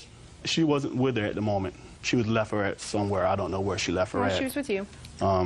So she kept blowing the horn. I come out there and, would you please leave? That's when she proceeded to ask me who's in the house. I said, it's not your business who's in my house. You don't live here anymore. So then that's when she proceeded to say, oh, is that somebody you're doing? She didn't say it that way. I said, yeah, Nicole, it is. And by then, that's when she opened her door and shoved it against me and hit me in my knee real bad. Then sheriff was sitting in the park across from where we were. Right when she did that, the sheriff comes up, asked what was going on, and I told her. She asked me, did I want to put a trespassing warrant against Nicole? I said, yes, I do. So she wrote her a trespassing warrant. Told her not to come back. Yes, ma'am. And as she had Nicole sign that, Nicole balled it up and threw it on the ground and left. Why did you go over there on the 19th? I went to go pick up my child. I don't believe that, because if that's the case, then the police would not have indicated that you were not to return to the property. If you've been over there and said, he has my child, he is not legally the father of this child, there's something going on in that house, the sheriff would not have issued you this trespass warrant. I did say that. And the lady told him to go in there and get the baby, get all her stuff, and put her in her car. And, Jeff, you can't say that she was over there because she was, and then you scratched me, and then... That's why I drank, Your Honor. Judge Judy continues in a moment. You don't take care of your children, Mr. Frazier, if you're not there to raise them. You have to find some other use for your organ. And later today... I turned around and there's a pit bull just charging towards me from about 150 feet away. It was very aggressive, very dominant posture. Quite frankly, I was terrified. Real cases, real people. Judge Judy. Nicole Alligood says the father of her child, Jeff Frazier, owes for child care expenses. Jeff claims Nicole won't let him see his daughter. Why did you go over there? I went over to pick up my listen child. to me. Were you supposed to? Is that what? Yes. Shh. What time was it that you went over there? It was like 8:30, 9 o'clock somewhere. At night? Yes. And why were you going there at 8:30 and 9 o'clock at night to pick up the child? Because it was my night to have her. It was my night, my weekend, and he wasn't returning her. He wanted her to spend time with his friends, and when I called him to ask him if I can come pick her up, he said, that's fine, whatever, and hung up the phone on me. So I went over there to pick up my child. I pulled up, I beeped the horn for him to bring her out, and he said he's not bringing her out because she's sleeping. Well, why didn't you tell me that over the phone is what I said. Okay. And he said, I never told you to come over here. And I was like, that's not what you just told me on the phone. I'm here to pick up my child, now go in and get her. Just a sec. Are you telling me that that was your night to have the child? Or is this something that you decided that you wanted to do because you felt as if he was having a party in his house? No, it was my night. When we normally switch her, it's in the evening, 7:30, 8 o'clock, 9 o'clock at night, sometimes in the morning on weekends. What day of the week was this? A Friday. Was it supposed to be her weekend? No, ma'am. She kept calling my house, Your Honor, aggravating me because she knew I had a get-together going on. Where was the baby? She was sleeping at the time. So then you didn't tell me the truth before, sir. Yeah, I forgot that was true, that I did have her at my house. I forgot about that, and that's why she came over after I hung up on her, and I told her that she was sleeping. She showed up anyway. She is correct on that, Your Honor. All right, so incident number one, that's in her favor. She was supposed to come over. You expected her to come over. Mm-hmm. What's next? Okay. The following day, after she got the trespassing warrant, I was at the fish store and I was trying to leave. I come outside and she's backed in right behind me, so I can't get out. I'm like, Nicole, please leave. I'm not going to argue with you. Well, why don't you want to talk to me? I don't want to argue, Nicole. So I try backing out. She pulls the truck up forward. So I backed out up on the curb and shot around her truck. As I was going out, she was coming down the main drag and just ran me right up on the curb. I got off the curb, got on the main highway. She was going behind me, coming in front of me, slamming on the brakes so I can hit her. I have a little MR2. She have a Ford Expedition 4x4. Swerving in my lane with my daughter in the car, in the back seat. What happened, madam? That's not true, Your Honor. I remember the next day I was with a friend of mine the whole day, and a friend of mine took pictures of my neck where he had scratched me from the night before. I'm past the night before. I'm at the fish store. I never went to the fish store. Do you have a police report? He did not write a report because she was not there at the time. What's she was not next? there. That's it. Okay. Listen, you can't bother him. It's not good for you. It's not good for your daughter. Got to put a period. Got to make peace with him and move on. I'm not making a judgment as to whether or not you followed him on the 20th of June, the day after this incident. You probably did. But I'm certainly not going to make a big deal about it because I don't think it is a big deal. I think what you have to do is you have to stop. He's got a new girlfriend. He's got a new life. He's got, according to you, a whole bunch of other children that he had before he met you, right? Right. How many? There's 4 that's older than mine and 1 that's younger. So that you knew he had a track record. I only knew 2. 2 was enough.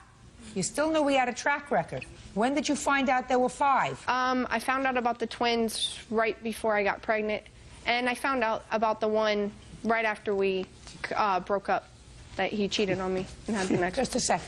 So you knew about 4 before you got pregnant? Right, yeah. You knew about 4. So you knew that this was not somebody who you could count on, because you could be sure that the other women who had these other children, and there were not just one woman, right? Right. Right.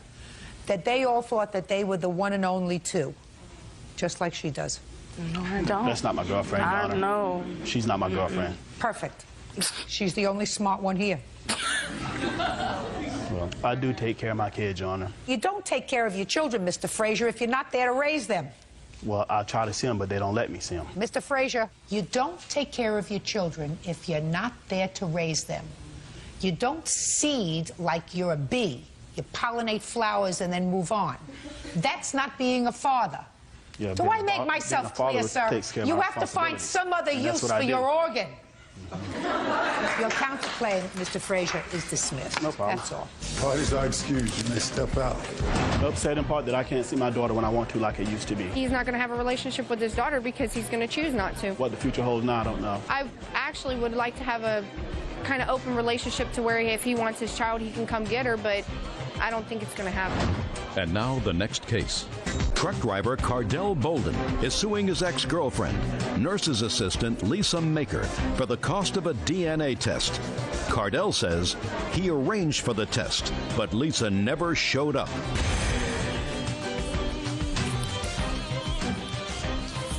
Yeah, this is case number 396 on the calendar in the matter of Bolden versus Maker. President been sworn in, Judge. You may be seated. Ma'am, have a seat, please. Mr. Bolden, the defendant was your girlfriend at one time. Yes. About 9 years ago. Yes. And you have a child together, a boy. You have been legally declared the father of that child. Is that right? In a court. Yes. You had taken a paternity test when he was born, and the paternity test established that you are, in fact, the child's father. Right. Recently, you began to have certain reservations about that because you say he doesn't look like you. Right. So you wanted to have another paternity test. Yes. According to you, Ms. Maker agreed to take another paternity test. You made the arrangements, and she didn't show up, so you want to be reimbursed for the test. Ms. Maker said, I never agreed to take another paternity test. My son is 9 years old. He doesn't have a relationship with his father. His father is really losing out. She doesn't have to be told twice that you're the child's father. You are his father. That's what the case is about. You want the money back that you put down for the paternity test, for the second test, which is $630. So before we move on, Mr. Bolden, who is this? That's my girlfriend. What possible information could she have with regard to this case? Well, she's just here to back me up, saying that, I mean, I have papers right here saying where she signed to take this paternity test. So what evidence? She's just here with me really for support.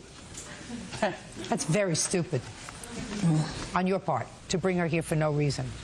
I'm just telling you. It's just, she's just an irritant. Well, I'm here. Mr. Bolden, so let's move back. Can I see the results of the first paternity test that you took?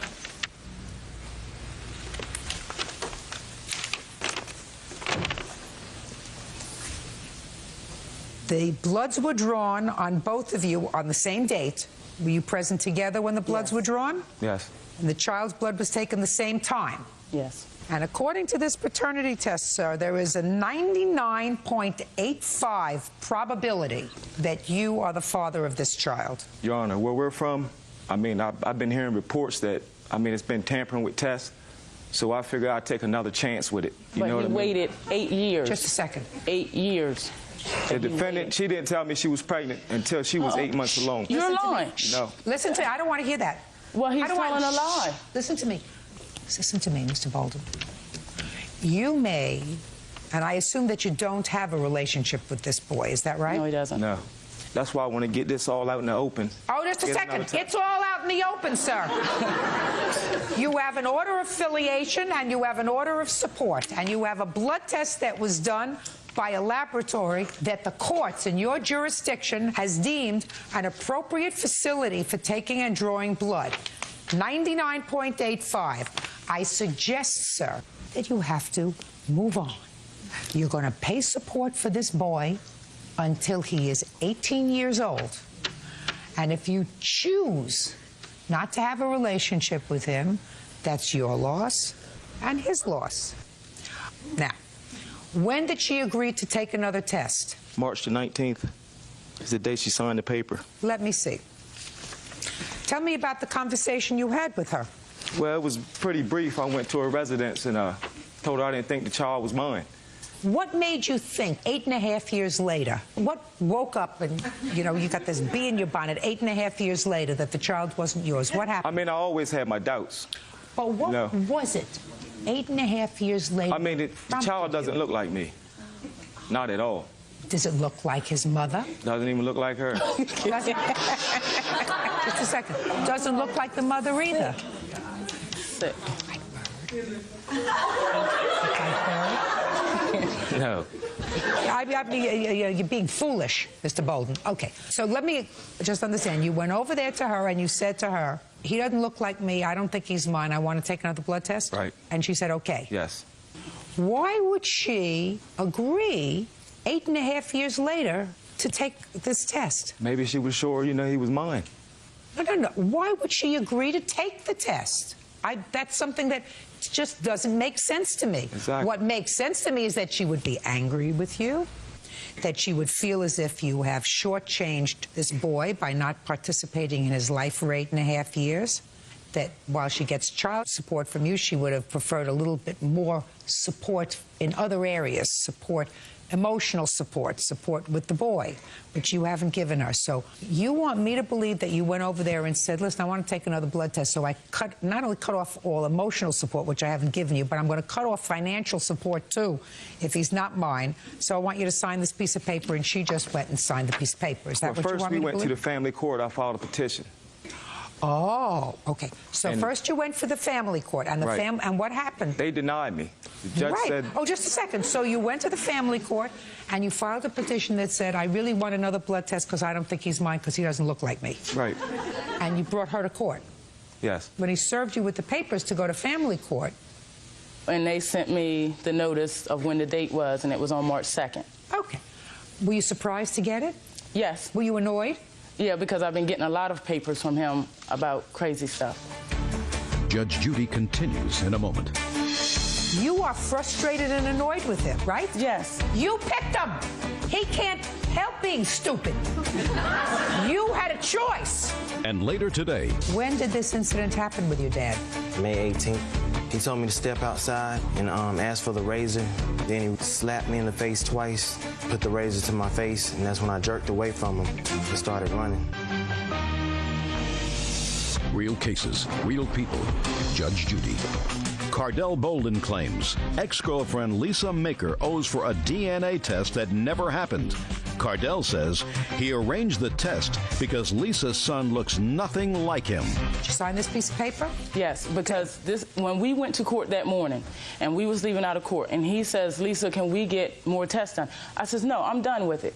I said, I'm not doing anything. The only thing I need from you now is his insurance papers because he do pay medical insurance for him through his job. A couple days later, he comes to the house.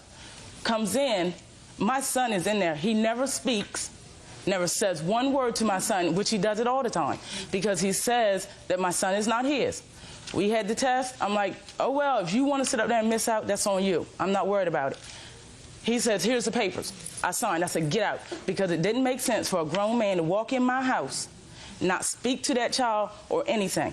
He left. Lab court calls me. So what you're telling me is You thought that these papers had to do with your son's medical insurance. Because my son does not get Medicaid through the state. So when he leaves, LabCorp calls me. I told the lady, I said, look, I don't have to go take no test. The state says I don't. I ain't going to do it. Goodbye. Don't call my house no more. Hung up. She knew what those papers were, Your Honor. Why would I sit there and sign? And we both read through them. Listen to me. Listen to me. Don't answer. You're always supposed to read what you sign. But how, I mean, my son is right in the house. This man walks in the house and not even speak to my son. It's obnoxious. It's obnoxious. Crazy. It's obnoxious and stupid. It is. It's a product of a stupid mind, an uncaring mind. It's a product of somebody who says that it's the fault of a 9-year-old child to be born.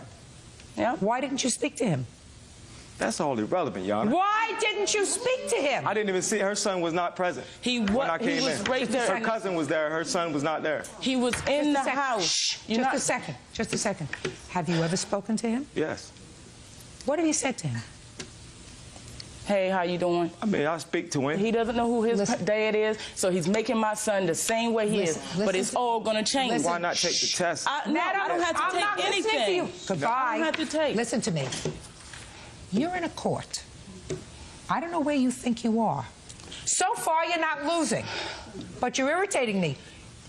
You are frustrated and annoyed with him, right? Yes. You picked him. You picked him to father your child. He can't help being stupid.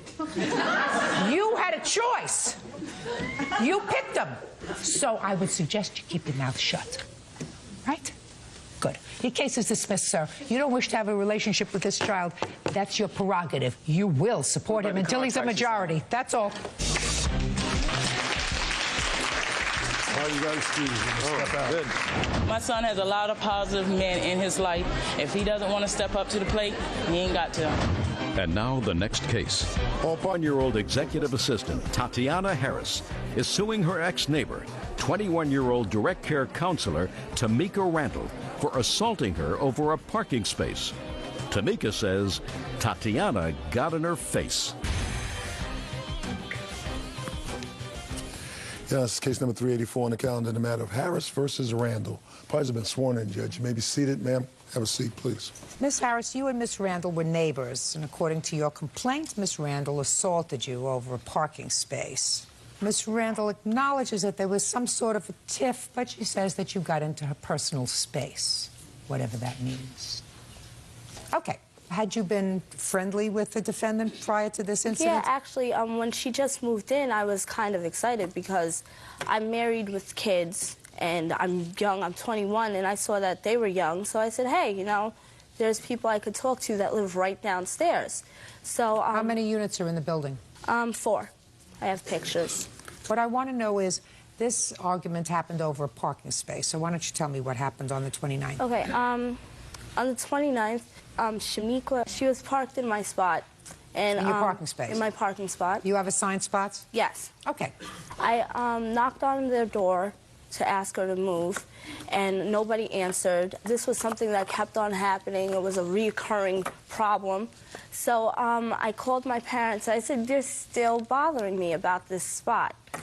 And my mother said, you know what, Tatiana, you've spoken to them before about parking in your spot. Spoken to them before? Yeah, from the first time they moved in. Both of them? Yes. I told them that we have reserved parking spots. I introduced myself and everything. I was being really friendly with them. So they noticed, and the first day they moved there, actually, I think one of their friends or somebody was parked in my spot, and that's when I said, yeah, we have reserved spots, so could they move? I asked nicely. And did they move? Yeah. They got really mad, though, and then they moved. What was the problem with parking in her spot? It wasn't me that was parking in her spot. It was my roommates. Well, who were your roommates? Shaniqua. She's my roommate. Well, and she's never came to me with the problem about us parking in our spot. Only one time she had asked me to move. Step up. Why did you park in her spot? When I parked in her parking space, it was at like 3 o'clock in the morning. When I don't care whether it was 3 o'clock in the morning or 4 o'clock in the morning. Why did you park in her space? There were no open spaces. I parked in her parking spot. I figured, okay, she has 2 kids. If she's not home at 3 o'clock in the morning, I figured that she wouldn't be parking there. So I parked in her parking spot. Sit down. What? Just shooting fish in a barrel. Yeah, it sure is. Okay. So, this is the morality monitor. If you're not home, you should be home. If you're not home, then I'm parking in your spot. Right. Okay. So they were parked in your spot again. You called your parents, and you told your parents, and evidently one of your parents called the police, and the car was towed. No, I actually called the police. What happened? The police came over. My dad came over first, and then I said, Dad, could you come there with me? Because I didn't want to start anything. Because I've never been in a fight before. I'm not a fighting person. Okay. So my dad came over. We knocked on their door. That was the second time. They were home, and Shaniqua was in my spot. And we were knocking on the door, but nobody answered the door. The cops came. I have this report also. Can I see the police report? The cops came, and they banged on the door for a while. Nobody answered the door. So after everybody left, because they said, okay, obviously they're not answering the door, and you can't legally have the car towed. So they said all we could do is just ask them not to park there again, and then they'll give them a violation or something. So then after they left, about 2 hours later, I said, you know what, let me go back downstairs and I'll see if somebody opens the door. So I knocked on the door, and that's when Shaniqua opened the door. And I said, what's up with you in my spot? I said, you guys keep on parking there. You know, and I've asked you numerous times not to park there. So I was talking to her for a little while, and I said, so can you please move your car? And they say the same thing all the time. I'll move in a little bit. I'll move in a little bit. I'm going to work anyway. And I said, you know, don't park there. There's other parking spots. Why park there? Then she said, well, you weren't home anyway, so I saw it was free. I said, no, listen, it's my parking spot. It's reserved, so it's never free for you. So then she said, well, I'm leaving. I'm going to work in a little bit anyway. Who said that to you? Which one? Shaniqua. Yeah. That one. So I said, well, listen. I said, you're in your nightgown. I said, I'll give you 10 minutes to get dressed, but after that, I'm going to call the tow company to come tow your car if you don't move. So, and I was just saying that so she could move her car and see I was serious. Perfectly reasonable. Will you get to the assault, please? Sorry, she slammed the door on my face. I went back upstairs. So a couple hours passed, and then I heard bang, bang, bang, bang, bang on my door. And I was like, what's going on? So I grabbed the phone because I don't have any friends, so nobody should be coming over my house. So I grabbed the phone, I walked downstairs. I said, I wonder who's knocking on my door. So I opened the door, and she was standing right there screaming at me, Tamika. What was she screaming? She was screaming at me saying that I disrespected her by saying that I'd have her car towed if she parked in my spot, and that she'll park there anytime she wants to, and if I do anything about it, she'll kick my butt up and down the street. She was making fun of me, yelling out profanities and everything. And she was saying, what's really good? What's really good? Come on, what's really good? That's what she was saying, trying to make me fight her, and I wasn't about to fight her. And the whole time that she was screaming at me, I was dialing the police. That's the first people I called, because I knew that if I called them, they'd come. At what point did she touch you? Oh, okay. So now I'm dialing a whole lot of people. I'm sorry. Okay, and then she said, yeah, I'll beat you up. So she's going on and how she's going to fight me. And just then she punched me in my mouth and then pushed me into my neighbor's door, and that's when the whole fight started. Tatiana Harris says former neighbor Tamika Randall punched her in the face over a parking spot. Tamika says Tatiana asked for it. Now, why did you go to her house? Okay, I received a phone call from Shaniqua saying that Tatiana called the police. However, I was not home when the police came to my house. I was away in Pennsylvania for the weekend. Okay. So when I came home, I got the phone call from Shaniqua saying, oh, Tatiana called the police. They came to the house, and they said that we just wasn't answering the door. So I'm like, what do you mean she called the police? Well, she said because I parked in her spot, meaning Shaniqua. Just slow down, please. Oh, I apologize. So I was like, okay, well, I'm going to go talk to her about it, you know. So I knocked on the door. I was not yelling or anything. I asked her, you know, what was going on. She got very nasty, and it was uncalled for because before that we were friends, you know. She went drinking. So she got nasty. Go ahead. She got nasty. So at that point, I got nasty back, you know. We started yelling at each other. At that point, I turned around and actually went back into the house, closed my door. She stood outside, continuing to yell and everything else. So I came back outside. Like she said, the doors are very close. So I can stand on the edge of my, you know, by my door and still see her by her apartment and still actually be kind of close to her. She was standing like in the hall. Try looking in my eyes. Don't look at your shoes. I was not looking at my shoes. I can't see my shoes. Over here. However, she was you're looking standing over on the there. cement. I'm telling you, look over here. However, she was standing at the cement, on the cement, and I'm in my apartment. Not over there, over here. I'm in my apartment, and she's still yelling at me, all in my face. You know, I thought she was going to hit me, so I hit her. Good. That's when the fight started. Good. You can't hit her. I don't care what you think. Whatever. I don't care. Whatever. What? Shh. I don't think that they get it. I don't want to hear you. Do you understand that? That come from that back there? Mm-hmm. Get him out. You, out. I'm going to say 3. 1. Good. Thank you.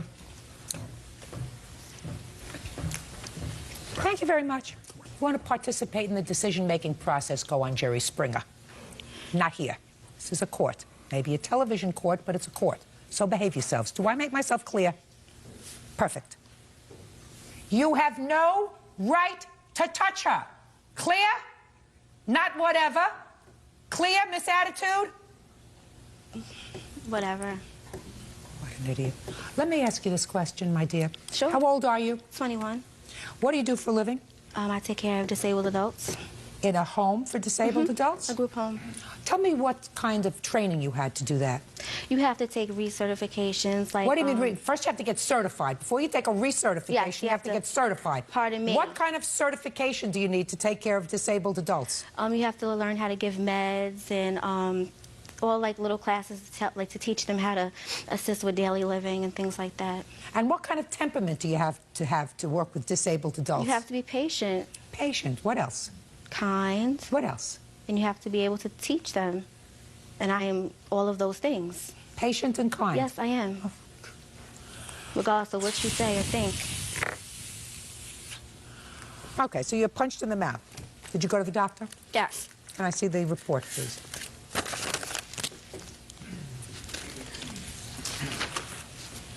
Thank you. And from that day, the 29th, that night, I went to stay with my parents. So I went with my kids and everything to my parents' house, and we stayed there until I moved into my How many other children do you apartment. have? 2. How old are they? 2 and 1. Where's their father? He's watching them. We're married. Okay, so you went with your husband to your parents' house? Yes. And your 2 children? Mm-hmm. What does that mean?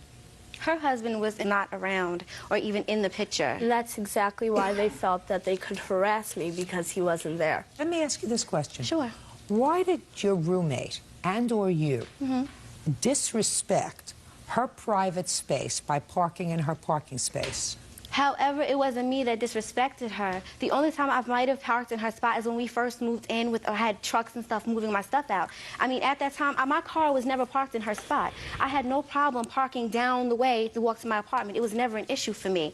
Now, Shanique, on the other hand, I have nothing to do with that. My problem was that I felt she should have came to me. I mean, my mother co-signed for this apartment. Just a second. So you felt that she should have come to you. You weren't there. No, exactly. So why not wait for me to come home? Neither was Shaniqua. That didn't stop her from calling the cops. Oh, she was there. She was home after the fact. She was there. She was there. After the fact. She was there. Judgment for the plaintiff in the amount of $1,500. That's all. Step out. Parties are excused. They step out. It's ludicrous, but you know what? I don't mind her getting the money. She obviously needs it. Obviously, they weren't doing the right thing, because you could just tell by how they speak. They can't even talk correctly. Whatever. It's over and done with. It's not a big deal. She's really, really extremely hyper. You have nothing better to do with yourself than to call the police over a parking spot. She got in my face and punched me and hit me, and then we got into a fight over stupidness. Park in your own spot, ladies and gentlemen. Don't fight. There's no reason. And now the next case. 20-year-old appraisal company worker Angela Sharp is suing her ex-boyfriend, 20-year-old computer technician Chris Betlock, for the return of a futon and vacuum cleaner and for filing a false restraining order.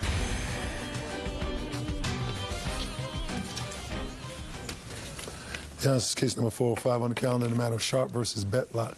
Parties have been sworn in. You may be seated, folks. Ms. Sharp, you and the defendant lived together for a period of time, according to your complaint. When you separated, it was under unfortunate circumstances, and it is your claim that he kept certain property that belongs to you? Yes. And that, in addition to that, he filed an application for a restraining order against you, and that cost you a certain amount of money it was ultimately dismissed, and you want him to pay those expenses. Yes. The defendant says that he returned all of your property to you, that the property he retained was property he either paid for in its entirety or most of the money that went towards the purchase of those items. I don't know what items they are. And in addition, you were, in fact, threatening him on the telephone so that he had a perfect right to file an application for a restraining order. When did you move in with him, and when did you move out? I moved in with him June of 2003, and I moved out July of 2004. Who paid the rent? We split it. Is that right, sir? Actually, that is incorrect. The actual date Angie moved out was on the 18th of August. It was July. Time flies anyway, when you're having actually, one. he kicked me out the first week of July. Said, you know, we were just not getting along too well. Moved all of my clothes back to my mom's house. Later, at the end of that weekend, he decided he was sorry and wanted me back and brought them all back to his house, our place. And the following week, when he was out of town, I decided it wasn't going to work. And he came home and found me with my new boyfriend and moved all of my, well, the belongings he did give me onto my mother's driveway so anyone could have taken them.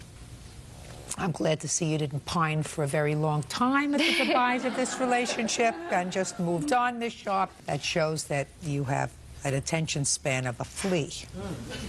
Yeah. What items do you claim he kept that belonged to you? He has a wooden futon with a mattress, which... Okay, let's start. Wooden futon with a mattress. Yeah, a spring mattress. Okay, now who bought it and when was it purchased? I purchased that August or September of 2003, one of the first things that we bought when we just moved out. He did pay for half of that. That is the only thing he paid for half. Okay, so he paid for half? Yes, he paid for half, which was $400. Yeah, that is correct. Where is it? The futon is at my apartment. Well, do you think it's fair, Mr. Betlak, that you keep the futon if you only paid for half? To the circumstances, yes, I do. I was not aware at all that she was not my girlfriend. I came home one... Let me explain something to you. Judge, therapist, if what you're trying to tell me was you think it's fair because she was two-timing you, is that what you're saying? Almost not an answer. Yes, Almost not an answer. Yes, I have more. And you think that the quid pro quo for that is the futon. Is that what you're saying? Yes. Okay. It doesn't work that way. If you paid for half the futon and she paid for half the futon, how do you expect me to play Solomon and decide who gets the futon? How much did you pay for the futon? We each paid $400. How much do you think it's worth now?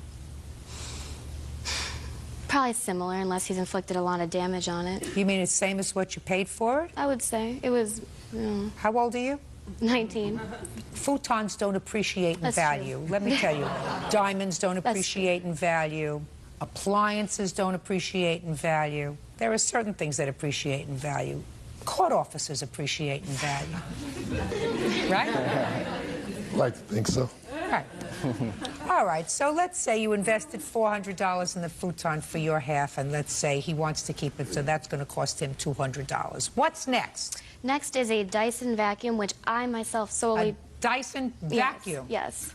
I myself paid $500 for, and I have the credit card statement here. Okay, vacuum cleaner. You have it, right? That's correct. Who paid for it? I paid $325, which I do have the internet transfers. Can I see what you're going to show me? These are all the items. Just a second. Can I first see the bill? Oh, sure. This is a copy of my Capital One bill. And this is my web transaction for the full year. The only time he ever paid me money was... Just a second. Just one second. Actually, I paid him Okay. $100. Okay, so I have this on her credit card statement for $532. Now, it's your claim, Mr. Betlak, that for this item, as well as other items, you transferred certain amounts of money directly into her bank. That's correct. Is that right? That's Okay. correct. Now let me see Mr. Betlak's stuff. Anything that he had would have to be falsified.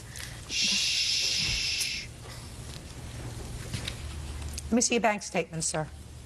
Bank statement! I don't have that. Bank statement. Get your hands out of your pockets. I apologize. I do not have the bank statement. I did order them. but I did not think that I would have needed. You think I'm stupid? No. Who prepared this? I asked you a question. Who prepared this? Prepared what? I don't get what you mean by prepared. Crapola. Who prepared this? That's not crap. Show me the bank statement.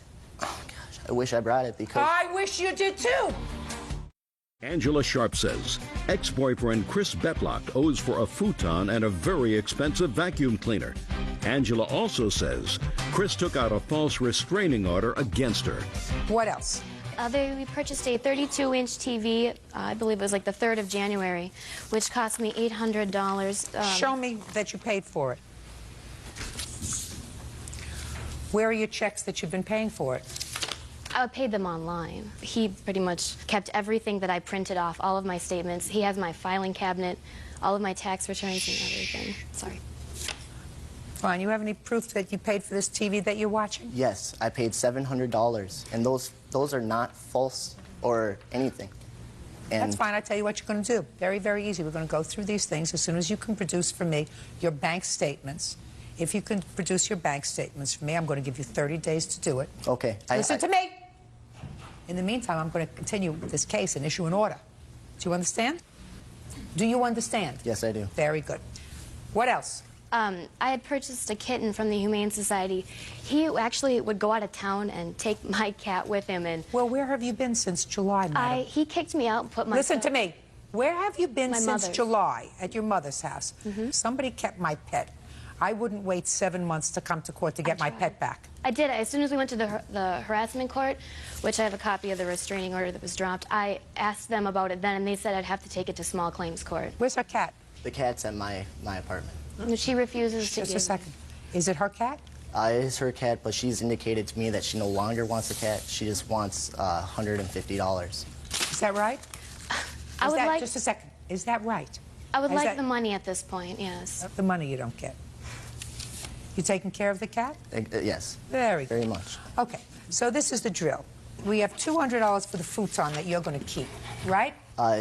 So you're going to give her $200. And these are provisional orders pending you producing for me the bank statements. That won't be a problem, Your Honor. Great. The vacuum cleaner and the TV are to be returned to her 31 days from today's date. Can I say something?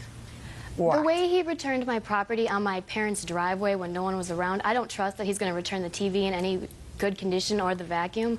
I would just like to have my money that I put into that. Sorry, you're not going to get your money because things don't appreciate in value. No, I know, but couldn't I even get, like, say, like, 3/4 of it? Because he's going to damage it before he gives it to me. I don't know whether he's going to do that or not. You're he's honest. vindictive. When I moved her out, my witness, Timothy McNeil, was there helping me, and he can testify that we were very careful with all of her Listen to me, I don't think that you were very careful, because if you came home and found her, as according to your answer, with a new guy in your apartment, I certainly wouldn't be careful with her stuff. If I were you, I wouldn't be careful with her stuff, so don't give me baloney that you were very careful with her stuff, that you folded it and you put it in bubble wrap. The only other thing that I want to hear about is, sir, why you filed for an application for protective order? She made multiple threats to me after that, the fact that I moved her out, that she was going to break into my apartment. No, that's not true. I don't want to hear you. I didn't want my place to get cleaned out. That was the best thing I could do for myself. And the temporary... Well, let me see what you said when you filed for a protective order. I want to see your application. I have that with me, and I have... Shh, shh, shh. Just show it to me. I can read.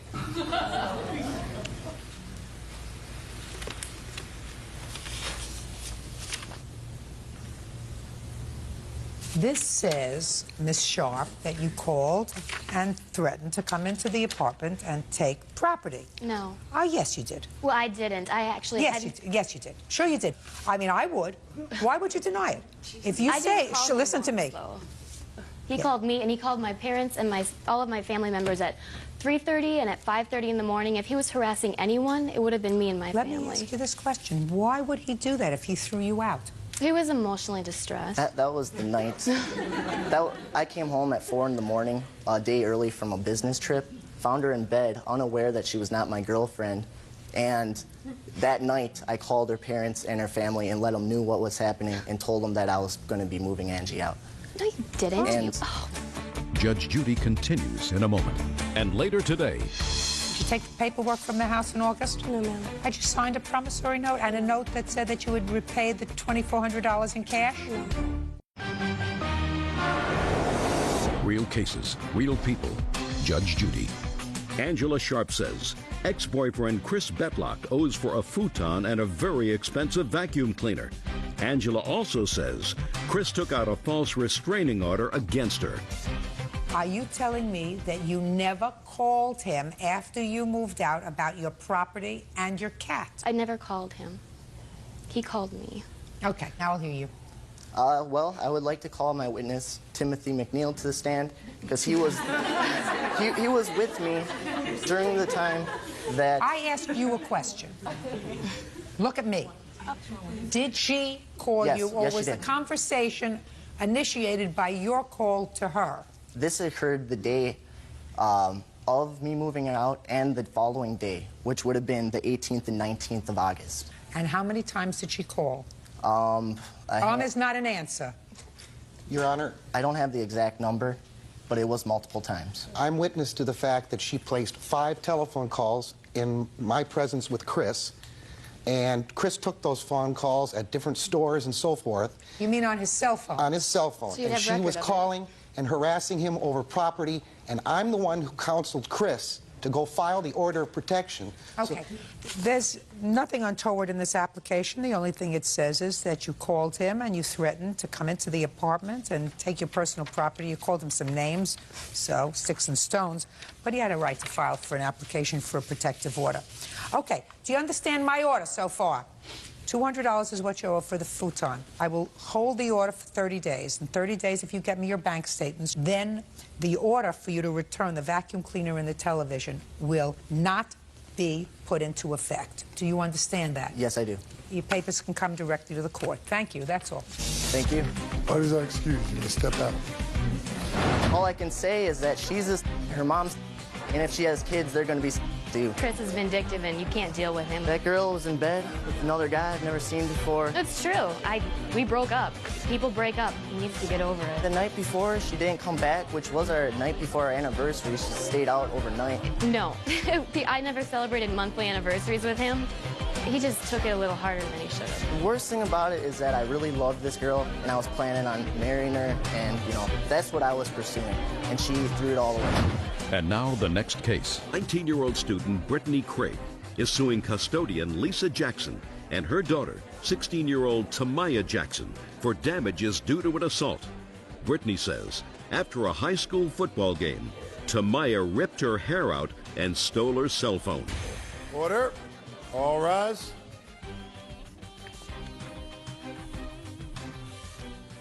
That's case number 440 on the calendar, the matter of Craig versus Jackson. Parties have been sworn in. You may be seated, ladies.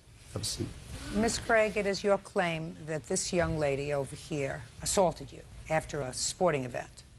When was this event? This was on November the 12th, 2004. Where? At Washington Marion High School in Lake Charles, Louisiana. Is that where you live? No, ma'am. I live about 2 hours away in Baton Rouge, Louisiana. You got there by bus? Or It was a charter bus. It was a lot of us that came up. It was like a football game that see who goes to a championship or whatever. Whose team won? My high school. So you were pretty happy? Yes, I was pretty happy. Your team lost? Yes, ma'am. You were not so happy? No, ma'am. According to what I read, your brother is also on that team. Is that right? Yes, ma'am. So, Miss Craig, what happened after the game? After the game, me and my friends and a couple of us who were riding on the bus, we were walking back to the bus. My friend who was with me, she's a witness. Well, she was pretty excited because her brother plays on the team. And we were all walking from out of the gate, and this lady, she comes from nowhere, and she's like, "You better get on that bus." And I turned around, and I was like, "Why are you talking to us?" And before I can finish talking, this girl hits me. Where did she hit you? She hit me on my head, and I just remember falling back like this, and she just started pulling my hair. What happened next? I can just feel her just pulling in my hair. It all went by so fast. I dropped my phone. I didn't know I had dropped it at the time. By the time I got on the bus, I decided to call the phone just to make sure it was missing and not with me at the time. And I called the phone. She picked it up, and she said, "You want to come over here and fight? This phone belongs to Lake Charles. This is not your phone anymore." What kind of injury did you suffer, Miss Craig? There wasn't any type of bruises or anything. She just pulled out my hair. Pulled out a clump of hair? A lot of hair. I have pictures to show that also. Can I see it, please? Sure.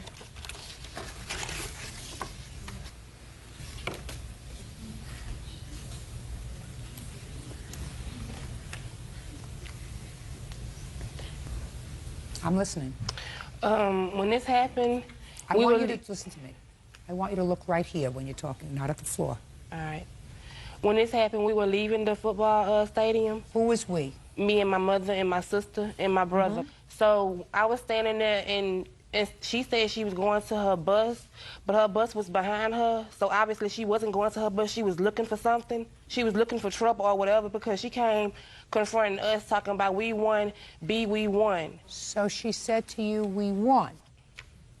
Go ahead. And she was in my face. And I'm the type of person, if you in my face, you invade my my privacy.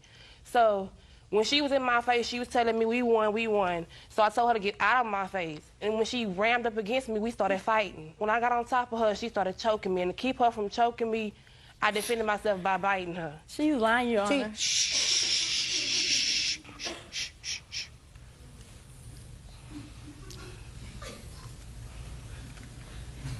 Do you think I believe you? Do you think I believe you? No, I don't know if you believe me or not. Don't know. You're going to find out.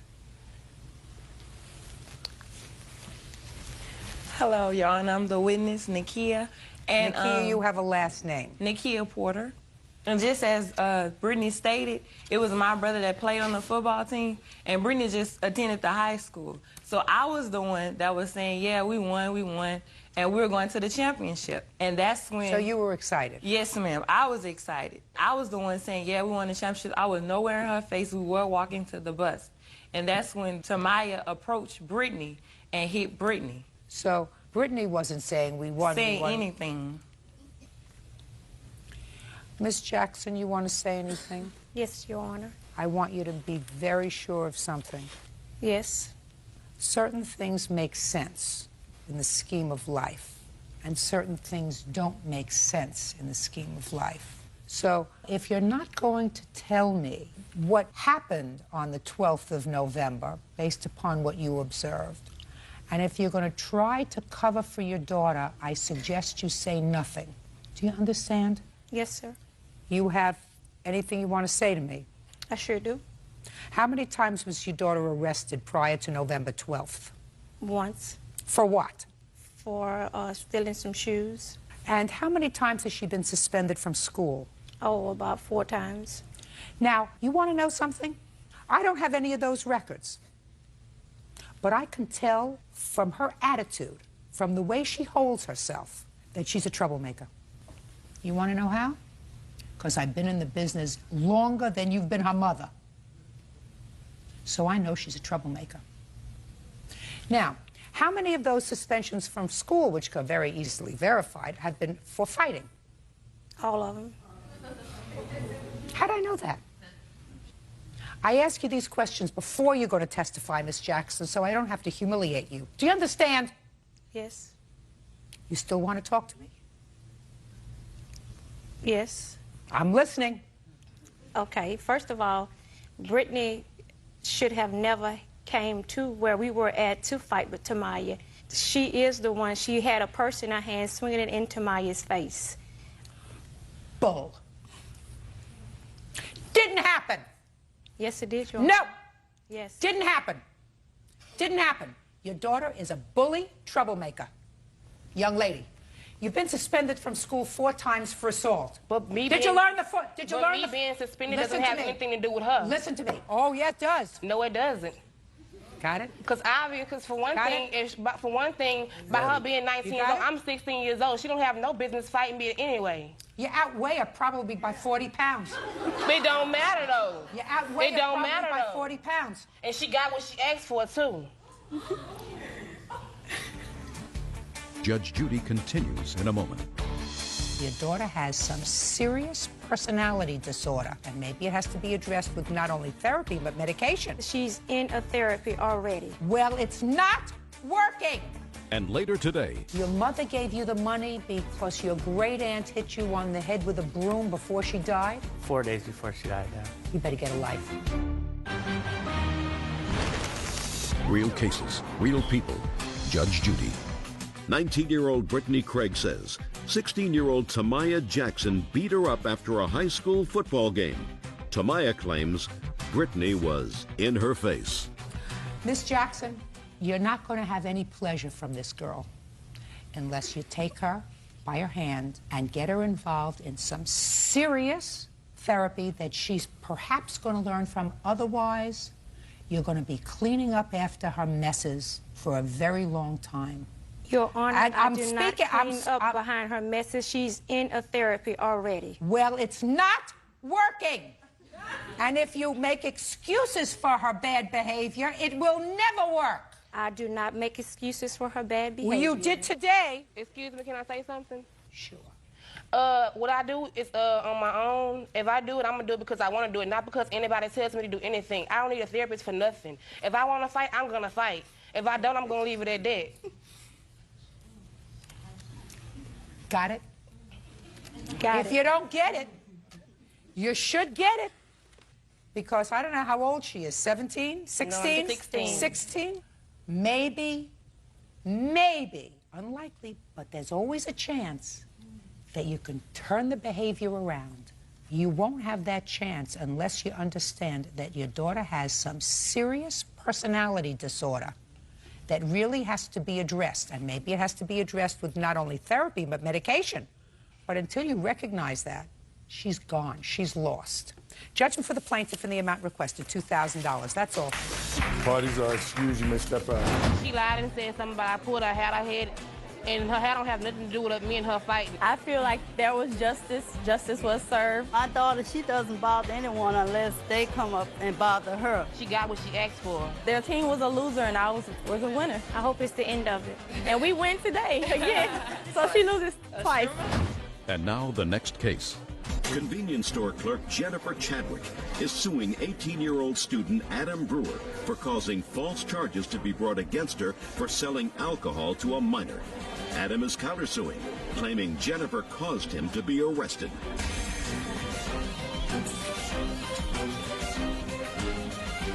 Yes, case number 426 on the calendar in the matter of Chadwick versus Brewer. Parties have been sworn in, Judge. You may be seated. Ladies, have seats, please. Is this your son? Yes. And this? This is my friend Jessica, my coworker. Okay. How old are you, Mr. Brewer? 18. I gather you went camping for an evening? Yes. Who did you go with? My friend Caitlin. Just the two of you went camping? No, we met more friends there. How many more friends? 6 to 10. So you were going to have a party? Yes, basically. At the campsite? Yes. And this is a private campsite? No. You have to pay to get in? Yes. Who do you pay? At the front gate. You drove your car? No. I got dropped off and I was meeting Caitlin there. Your Honor, he wasn't even allowed to be at the campground. You got dropped off by whom? One of my friends, Joseph. And where were you going to be sleeping? On Caitlin's site. Did you pay? Yes, you have to pay a $5 per person on each site. I paid Caitlin's father, but he never got to the campsite in time. Do you have the ability to pay at the gate when you come in? Yes. That's all I wanted to know.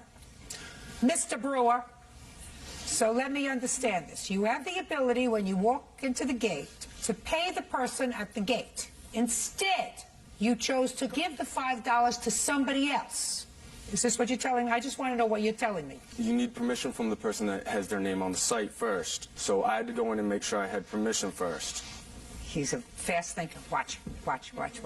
He actually, at age 18, thinks that he's smarter than I am. You ultimately got arrested or taken into custody, didn't you, for not paying? Isn't that right? No. Really? You were taken into custody for something, Mr. Brewer. You want to explain it to me? Illegal possession of alcohol by a minor. No. You were stopped for something else. I was stopped for trespassing. Right! But I wasn't taken into custody. Listen to me. Mr. Brewer, do you think you're smarter than I am? No, Your Honor. On your best day, you're not as smart as I am on my worst day when I'm sleeping.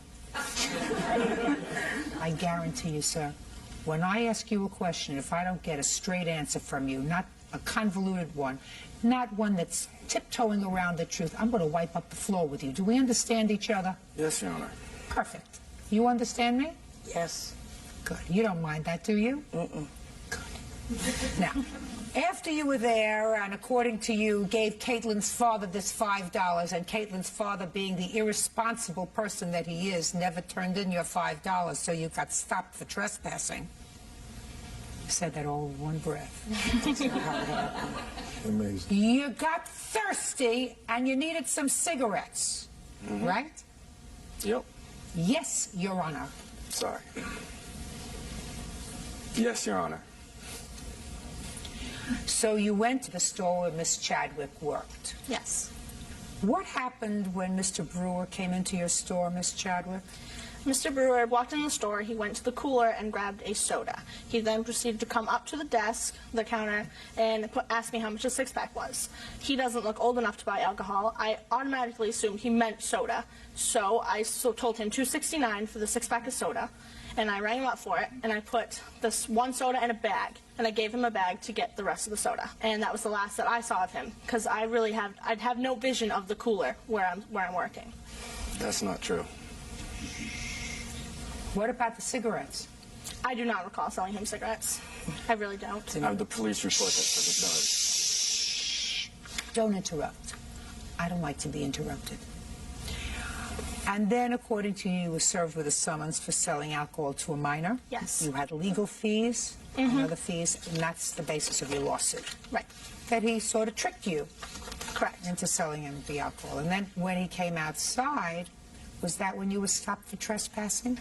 Yes. And what happened when you were stopped for trespassing? He escorted me to the store again, and I talked to the manager, which was also one of the co-owners. She told him to escort me out front and let me go. Co-owners of what? The campground, Lake Pembroke Creek Campground. I thought you said it wasn't a private campground. It's not, but somebody has to own it. Do you attend school, Mr. Brewer? Yes. What school do you attend? Boothbay Region High School. When do you anticipate graduating? This year, in June. Perfect. Private as opposed to public, Mr. Brewer, means that if individuals own a campground, that means it's a private campground. It's not owned by the state where you live. Now do you understand? Yes, Your Honor. So this was a private campground, right? Yes. Now, when were you stopped for the alcohol, Mr. Brewer? Around 8:45. Is that the same time that you were stopped for trespassing? No, I was stopped for trespassing around 8:30. And what'd you do with what you were carrying? I kept it on me. Well, how did you get caught with this alcohol? How did that happen? When the police arrived, they asked to search my backpack. When did the police arrive? When I was walking out, I met the other co-owner of the campground. He told the security guard to call the police, give me a warning, and send me away. Call the police for trespassing? Yes. Didn't you say to them, go to Caitlin's father, I gave him my $5. Didn't you say that to them? Yes, I did. And they didn't? No, they called up front. Caitlin's father never went in and paid the $5, so therefore I wasn't on the list. He would never be on the list to begin with because he was caught for trespassing the year before. No. He was not allowed. He was not allowed to be in the campground. No, that's a lie. Just a second. How do you know he was stopped for trespassing the year before, Miss Chadwick? We have this list in the store up by the reservation desk of people who are not allowed in the campground, period, for reasons maybe they got kicked out the year before or anything like that. And his name is on the list, and it has been, and it was before this incident. Were you stopped the year before in that campground, sir? No. What about the year before that? No. At any time? No. I mean, she's just making it up. Yes. Judge Judy continues in a moment. You're a liar. I am not. I don't believe you. And if your mother believes you, she's going to spend a lot of time visiting you every other Sunday. And later today, We both ate mushrooms. She wanted to get mushrooms for her birthday. I wanted to get mushrooms for You're talking about drugs. hallucinogenic mushrooms, yes. real cases, real people. Judge Judy. Convenience store clerk Jennifer Chadwick says customer Adam Brewer owes for legal fees for false charges of selling alcohol to a minor. Well, Mr. Brewer, it seems to me security at the campground says that you were told not to return to that campground. After this time, yes.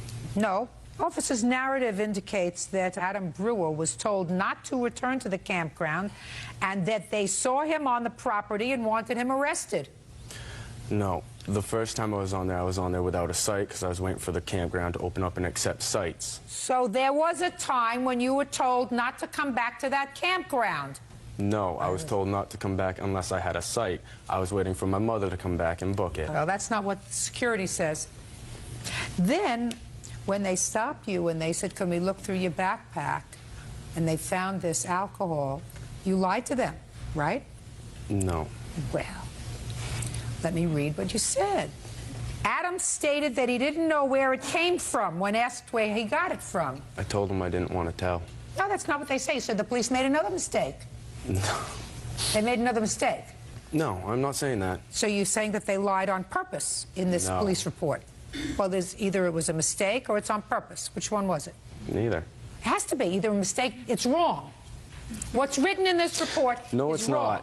No, it's either not. It was a mistake or they lied on purpose. No. Got it? Were you in the store at the time this young man came into the store? Yes. Step up, please.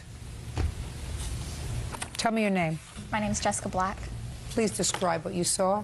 I saw the defendant step up to the counter with a can of soda, and I saw him and Jen talk a little bit, and Jen rang him in, and then he stepped away from the counter. That's all I saw, because I was back to them washing dishes at the time.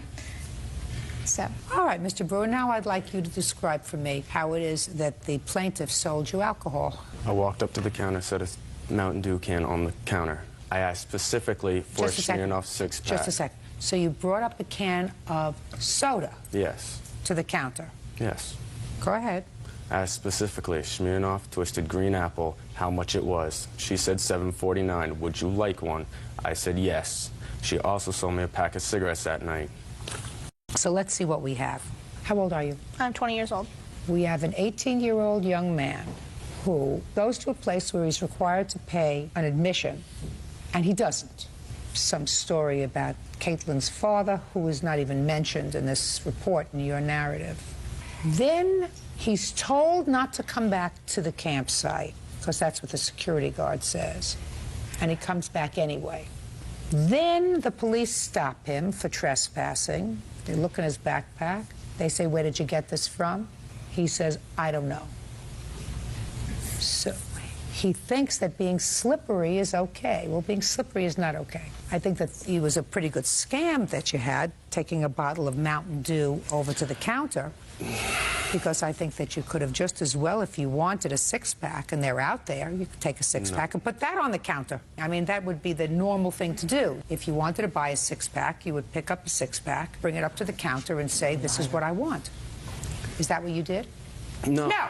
You brought up a can of soda and said, how much is a six-pack? Oh, Smirnoff Twisted Green Apple. I stated. You're a liar. I am not. I stated it. You're a liar. I don't believe you. And if your mother believes you, she's going to spend a lot of time visiting you every other Sunday. Told us. Listen to me. She's going to be visiting you unless you straighten up every other Sunday. How much were your legal fees? My legal fees were $711 total. I have the bills right here if you'd like to see them. I'd like to see them, please. I also have a paper here that says the charges against me have been dropped because of insufficient evidence. I missed an entire semester of school to deal with this. I'm going to school to be a teacher. Okay. Now, Mr. Brewer, let us assume, just for the briefest of moments, that I believe you. Let's assume that for a moment, that I believe this cock and bull story that you just gave me. You knew you weren't supposed to buy alcohol, so why did you do it? Bad decision. Wasn't thinking. Well, if it's a bad decision, sir, where do you get the gall to counterclaim for $4,500 this 20-year-old girl who had the misfortune of falling into your scheme? Where do you get the audacity to sue her? I'm suing her for my fees that I had to pay for court. Hers was settled in November. Mine was settled in August. I spent longer time. Sir, it's your fault. It's not my fault that she didn't card me. Unless you get him some serious help, I want you to put away one Sunday a month for the next 30 years. Because he refuses to accept responsibility for doing the wrong thing. I did accept responsibility. Right. I settled it myself. Oh, God almighty. Your counterclaim is dismissed. Judgment for the plaintiff for the amount of $4,711. $4,000. No, that's not even right. $4,000 is for the annoyance, the fact that you lost a semester from school because of your ridiculousness. I lost my own time. Good! You deserve it! How? Get him out of here. Parties are excused. I'm just glad that Judge Judy saw it my way, saw the truth, what really happened. She lied. Blatantly lied out there. He asked me how much a six-pack was. He had a soda on the counter. What else was I supposed to think? I had lost my car, grounded. That's not my fault. My family's still giving me crap for it. I mean, come on. I hope he learns a little bit of responsibility and respect for authority. And now the next case. Carpet layer Donna Fauch is suing her son, 24-year-old fireplace installer Michael Schmidt, for a loan to buy a 96 Eagle Talon. Michael says buying him a car is the least she could do. Quiet in the courtroom, please. All rise. This is case number 428 on the calendar in the matter of Fauch versus Schmidt. Parties have been sworn in, Judge. You may be seated. Ladies, have a seat, please. Miss Fauch, this young man is your son. How old are you? 24. According to what I read in your complaint, he was a little bit of trouble growing up, but then according to you, seemed to, in the last couple of years, straightened up. Right. He got a job. He was living on his own, taking care of his own bills. When he came to you and asked if he could borrow some money for a car, you decided that since he seemed to be doing the right thing, you would lend him the money. Right. When did he call you and ask you if you could lend him some money? 12th of October is when I took out the loan. He called, asked if I would help him.